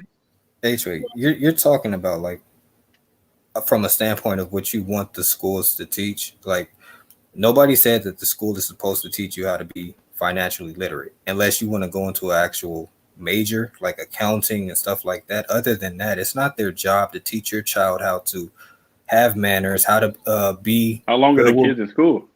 I don't think the kids are at school longer than you actually see them, especially for parents who are 9 to 5. So but you see your kids. It's still not see your kids until 6 p.m. and then at 6 p.m. you only having dinner. Like they're seeing your kids more than you actually see your kids. That's not an excuse. They're raising your children. But that's not an excuse for you to not raise your child and teach them certain fundamentals. I'm going to still raise my child, but it's going to make it harder when they're literally at somewhere else. And somebody else is programming them, and I'm not. He's basically saying it's not enough hours in the day for him to properly teach his kids because they have to spend all of these hours in school. So what he's saying is, where is he going to find the time to properly educate his child too? And I get what he is saying. I get his argument. I mean, should you have children if you don't have the time? Yes, we could. Well, they in school. Anybody's gonna have. You talking about time? They're in school. For majority of the day. There's 24 hours in the day. If you think that your child 24 hours, bro. If you think that for like 8 to 10, but if you think that anybody is supposed to be up under you 24 hours out of the day, you misconstruing that whole entire thing. Every kid has to go because to school that's what you're saying. You're saying that you don't have enough. He's saying that he does not have enough time. No, I'm going to homeschool my children if I have children. If God blesses me with children, I'm going to homeschool my children. So I know I have enough time. Let me just. But you're talking about every person. I just want to make sure that I'm not confused. I just want to make sure that I'm not confused. So are you saying? So are you saying? Okay. Because I don't want to be confused. So are you basically saying that since your child is away from you for a certain amount of time of the day, you do not have enough time to teach your child what that child needs to be taught? That's what I'm saying. I'm saying somebody else is programming them for 8 hours in a day. What makes you think that the school's program? What this boils down to is you think the school can program or teach your child better than you can. No, that's not what it is. Why are you misconstruing the entire point? Because that's what it sounds my like. stuff is so simple, and you changing it. School get what they're at school for hours in a day. Because I'm trying to what I think he's trying to say is, well, let me say from how I see what he's saying, what I'm getting from it.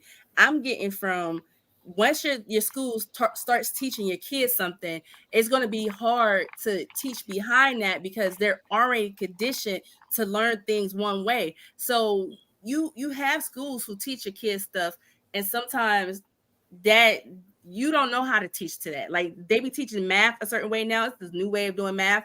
And I don't know how to teach my kids the math that way. I know how to teach them my way of math. But me trying to teach them my way of math, which is a simpler way than what they're doing, it confuses them and it stresses them out. So I need more time to sit down. I after they done been at school for 8 hours, I done been in school because I don't work.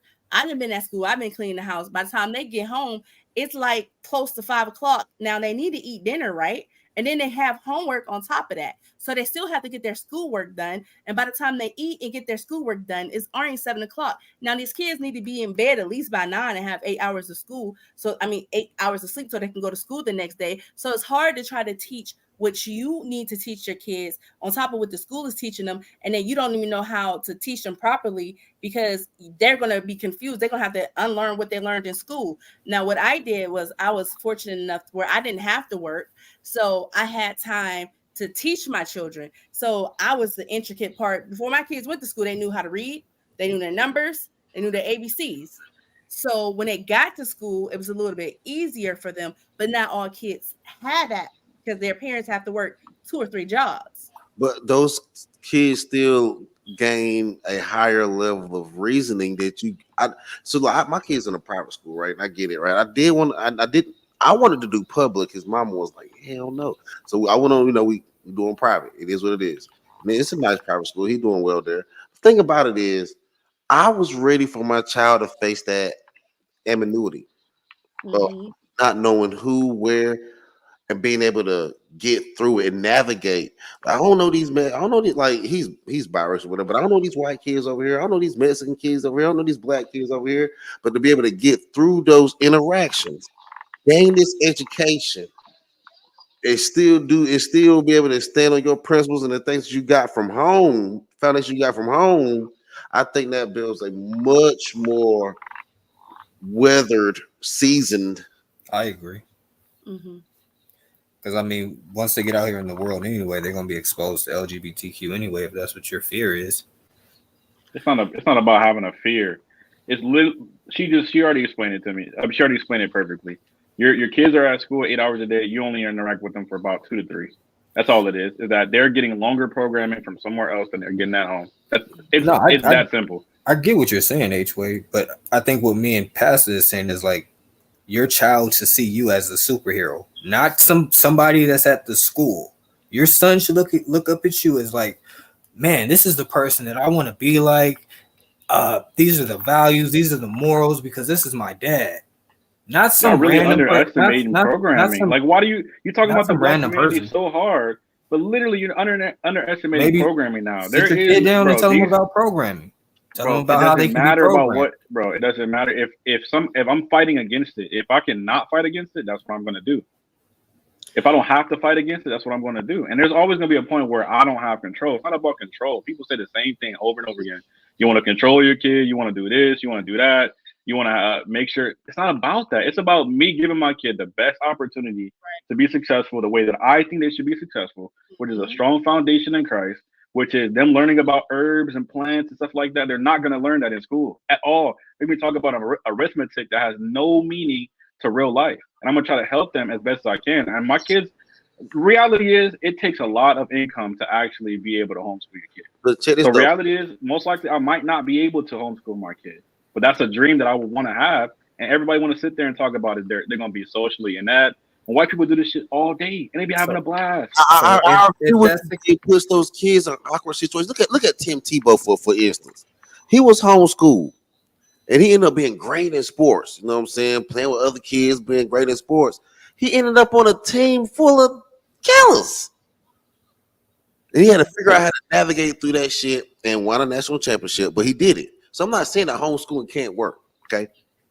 Not just that, H-Way, like you come from California, so I understand the plights and I understand how hard it is. You did not get involved in gangs, and that's from outside of your household, your environment that's influencing you.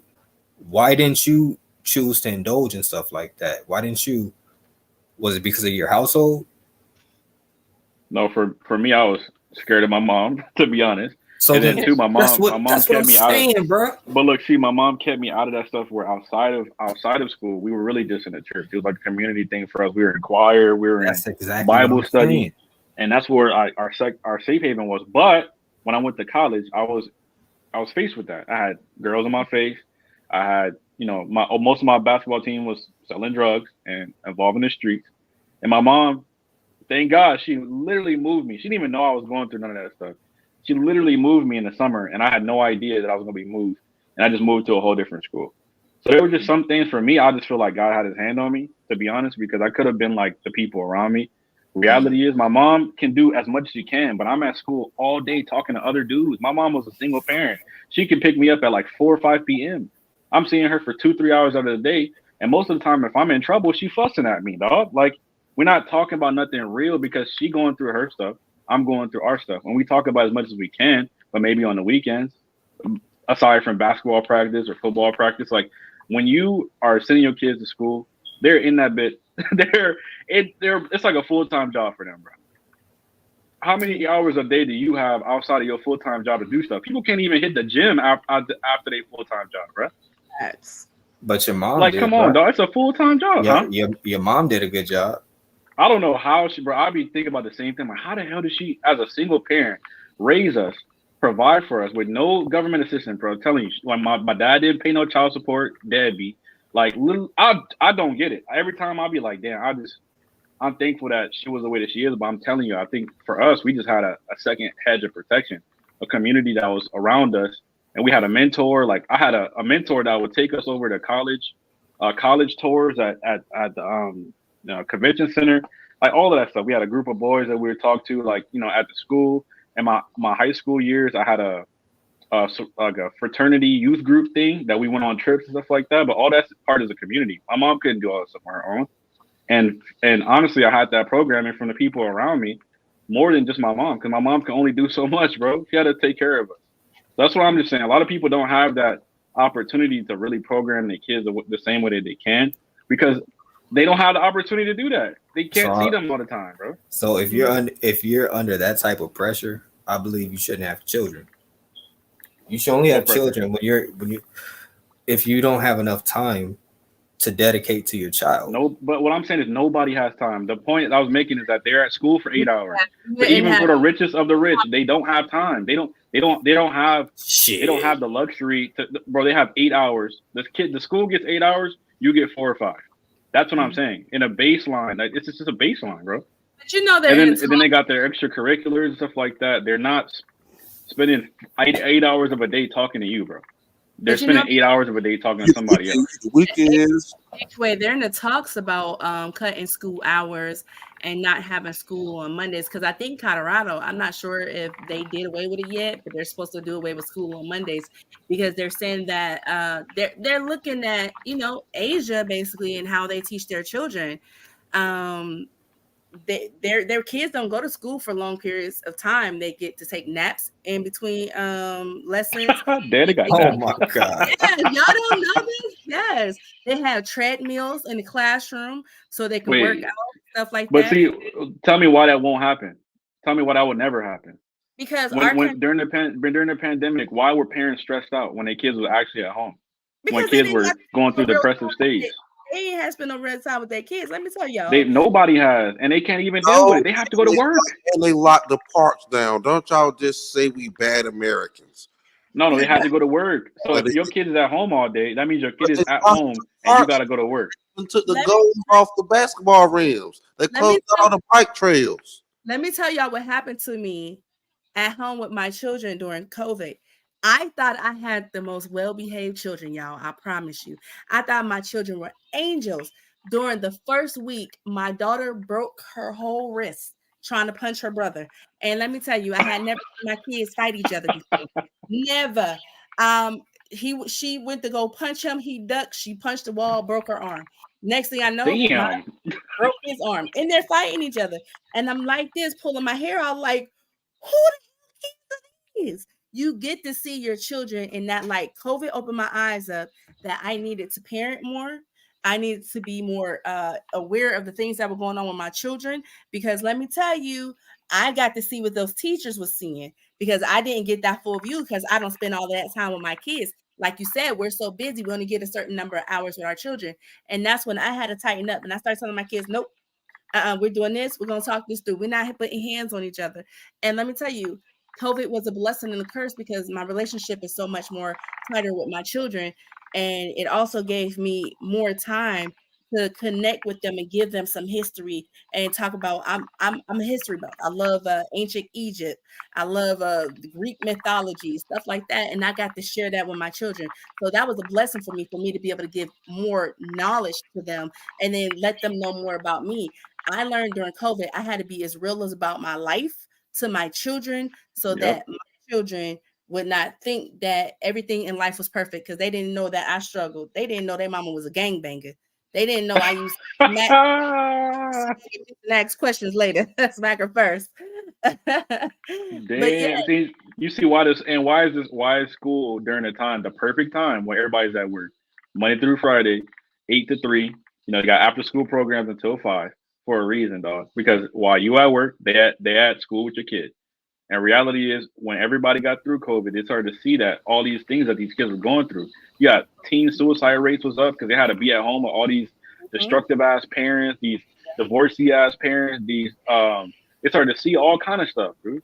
And so when you start to have the family in the homes together for the first time, they're forced to be in the homes together, and then all of a sudden it's convenient that there's way more negativity than positivity. Come on, dog. That's because we are literally relying on the school to be a babysitter for our family. I don't think it's the school. I think it's the household. No, but I'm saying that is the household. But I'm saying we've literally made the school be a babysitter for us. And the school is like a daycare center because we're not required to spend that much time to get to know our children. So that's then why? School. So then why do like Asians like excel? Because they don't do that. They don't send their children to school for that long period of hours. They teach that stuff at home. I'm talking about in America. In America, I went to school with Asians. And all the Asians here ain't excelling. Trust me, there's a lot of Asian gangs here. I'm not saying that all of them, but statistically, they are leading. Not in America. I can tell you. Could be wrong. I can tell you for sure because look, I'm telling you, Indians are part of this, right? Asians, Koreans, they have this thing called community pressure.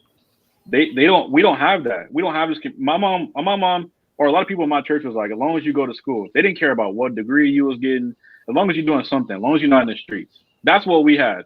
Versus Indians is like, you better go to school and get them A's. You better go to school and do this because they have this pressure to take care of their family, to make something of themselves, to create something for their entire generations to come, bro. They have that pressure. We do not. And because of that, they're going to succeed. So then it's not the school, it's the household. I never said it's the school, but at the same time, you're relying on the school to be a babysitter. So I'm not saying that if we can, like, bro, like I just said, I'm not going to sit there like a babysitter. Asians I'm not going treating it like I'm finna get the best. That's just a means to an end. Yeah, that's just a means for them to get something, better for their life and the generations. But like for me, it's not gonna be like I said, it's gonna take a lot of income for me to actually homeschool my kids. Who knows if I'm gonna actually be there, right? So I'm not gonna sit there and lose sleep or kill myself if I can't freaking homeschool my kids. But that's gonna be the thing. A lot of people just be like, oh yeah, school, I get a break from the kids. That's the main consensus with parents. Like, oh, I get a break from the kids. Mm-hmm. Well, reality is we don't need no damn break from the kids. They're the most integral part of their life. And you want to stop watching them so somebody else can start watching them for 5 days a week, 8 to 10 hours a day. Yep. Oh, can I say something really quick? And I'm gonna stop cutting y'all off. I apologize. I talk a lot. So someone out the bag said I ain't sharing no Greek mythology with my children. Out the bag, I share this with my children because Greek mythology help create and cultivate my imagination, things like that. That's why I'm able to create the things that I've been creating, and to give your children some imagination. It is great for children to have imagination. Greek mythology isn't religion, it's mythology. We know it's not real, it's fake. I think that it is healthy for your children to have a vivid imagination. That way they can explore things outside of, especially Black kids, outside of basketball, outside of football. That's my take on it. I've never been a parent to push sports on my children. Academics has been what I pushed on my children. But the Greek mythology, it helped me as a writer. It helped me as a creator because I fell in love with the story of Zeus, Hercules, Aphrodite, Hermes, and all of those people, Hephaestus. Because when you see that these people aren't real, but someone took and created this, and the stories were so amazing, I wanted to share that with my children and tell them, listen, if someone else did this, you can do this too. You can create something. I'm not gonna lie. Those Greek gods. Look, this is just my belief, personal belief. Those are fallen angels. I'm not even going like hold you or cut it. I'm just being honest. Like all these religions that are created, they're based off of fallen angels. Like these angels taught men how to sin, and they were basically exalted themselves above men. And all these stories are about real freaking fallen angels. These are not like fake stories and stuff like these are real deities and entities. That's just my belief. You can look into it a little bit more on your personal thing. You know, it's not nothing. That's not like a salvation issue or nothing like that. But it's something to put into your ear. I agree. But guys, I have to actually go. But D Page, yo, thank you for allowing me on your platform. I hope you guys don't mind if I shout out my ads. I don't know if you guys go over to my YouTube, check out my YouTube and my podcast. It's called the Lauren Hour Network. I just released another podcast. It is called Steamy Stories with Laura D. 30 short erotic stories in 30 minutes. Also, I have another release of another podcast called The Space Blurs. If you guys can't tell, I'm a nerd. I'm a Black nerd. So that's a podcast about things, all nerds, comics, anime, action figures, and stuff like that. And I got 3 more podcasts in the work. So guys, check me out. But thank you, gentlemen, for having a conversation with me. The convo was lit. Respect all of you guys. I love hearing your views. You guys have a wonderful night. You as well. Thank you for being a part of the panel. We're gonna check out your channel, man. We love you here. So thank you. Be blessed, guys. You as well. So what you think, H-Way? Should we end it on that note? I mean, I think we got a good conversation. I mean, after this, I mean, it's gonna be a bunch of like random conversations. Even you know, maybe somebody might want to say something, but I think we good, man. What about you, Clean?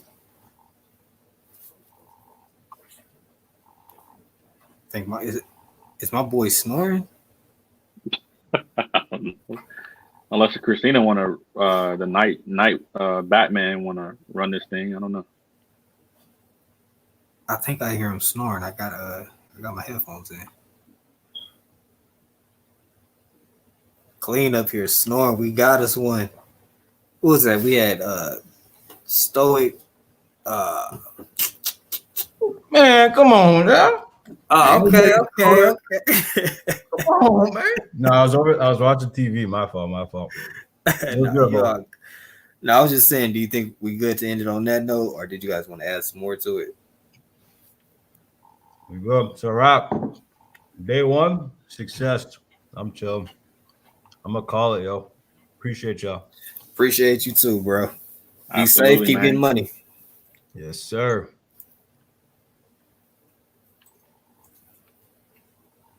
All right, so what's the consensus on you, Christina?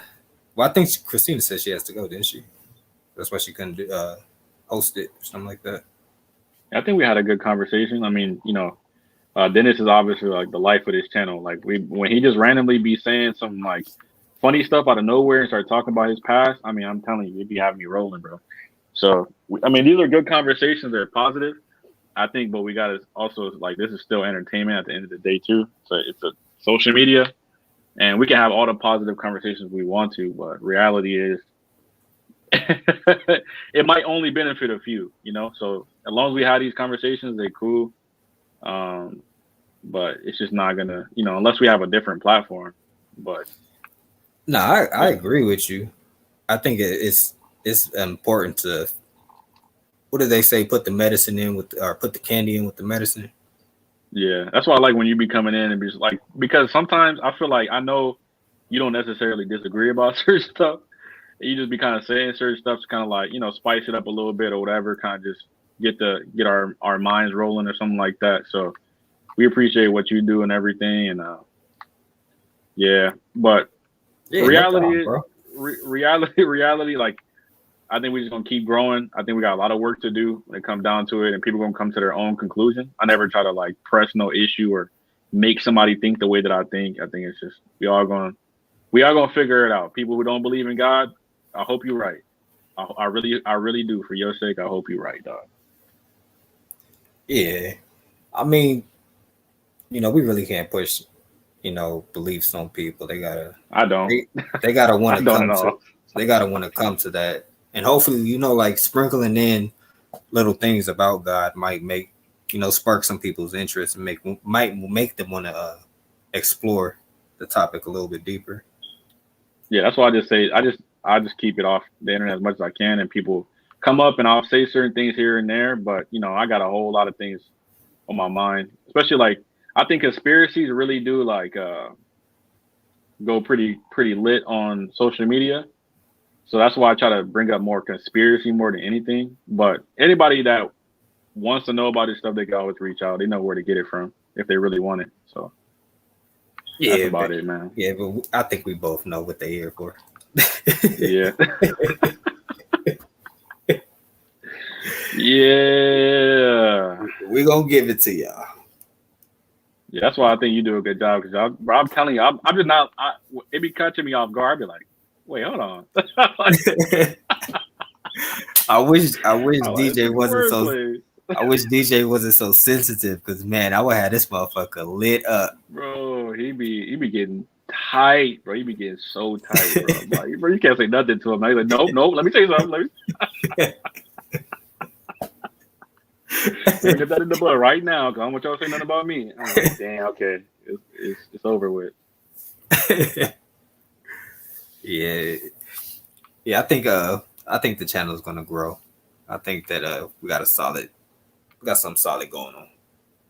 Yeah, people, everybody gonna have their own opinions.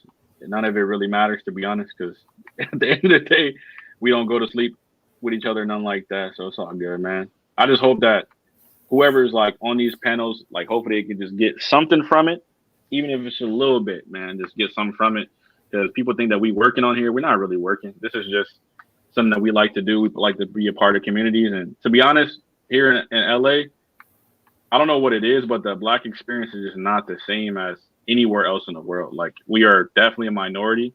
A lot of people that I'm interacting with on a daily basis are not Black.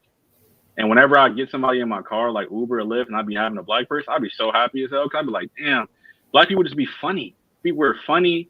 We just have some like fun stuff to say, and we're not boring, And we're definitely a minority here, so that's why I come on here too, because it's a bunch of Black folks and people who are different cultures, and they appreciate, everything. So I just appreciate y'all for letting us talk about this Black stuff, because I know not everybody on this channel is Black. Yeah, not everybody on this channel is Black, but they be getting triggered a little bit sometimes. So yeah, that's my only gripe sometimes. It's like, I think that we should be able to have conversations without it leaking over into like personal insults and stuff like that. Like, we can keep it on the topic and you can dispute it, and you never know, you might change somebody's mind instead of just calling them, a dumbass or something like that. Now they don't want to hear anything you got to say. Yeah, social media get real nasty sometimes. I've had my little moments, but I have to like always just question myself, like, what the hell am I doing, bro? Like, it's not that deep. People threaten each other and stuff like that, bro. But it's gonna get there. It's always like that, bro. When you got people interacting with each other, that's just like you got people on a basketball court shooting each other over basketball, bro. Like, it's always gonna be some kind of strife. So we got to just keep asking ourselves and keep remembering. I think he did a good job with the whole rules and timers and stuff like that. So that's gonna help out a little bit more. So that way we keep it respectful, and that's it. We need these conversations, bro.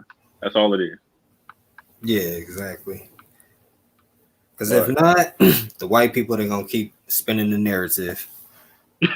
They're gonna do the same thing for years. As long as we got it in our families and our communities, I think we all right, bro. But right now we don't got none of it, so it's tough. It's tough, bro. And for all the I white be avoiding people, black people the most, to be honest. For all the white people, I don't mean all white people. I got love for y'all. Don't take that all misconstrued. But some of y'all be changing up the narrative a lot. I'm not gonna lie to you, bro. The people who got the money, which are the Jews, they don't want to. They the ones spinning the narrative, bro. No, anybody else spinning the narrative. They own the prisons and the music labels and everything. So who's the one in charge of the narrative if they the ones that own it, bro? I mean, Disney owned by Bob Iger, which is, so yeah. But I'm gonna stop talking because I don't want to get them demonetized. They be like, oh, what you say about us? I can't even mention our name. I think he cool for right now. It's once he starts getting like them big numbers. But again, you never know who's watching. Yeah, you never know. Karen from YouTube probably watching us every single day, bro. You just never know. Yeah, man. Internet stuff get tricky. Yup. Anything else? We don't got anything else? No, I think that's it. Then we good then, bro. Yeah. Well, H-Way, you have a great night. Chat, y'all have a great night. Everybody keep getting money. Be safe out here. Don't let nobody trick you out the bag in your position. There's a lot of those, bro. But yep. Have a great night. All right. All right, peace.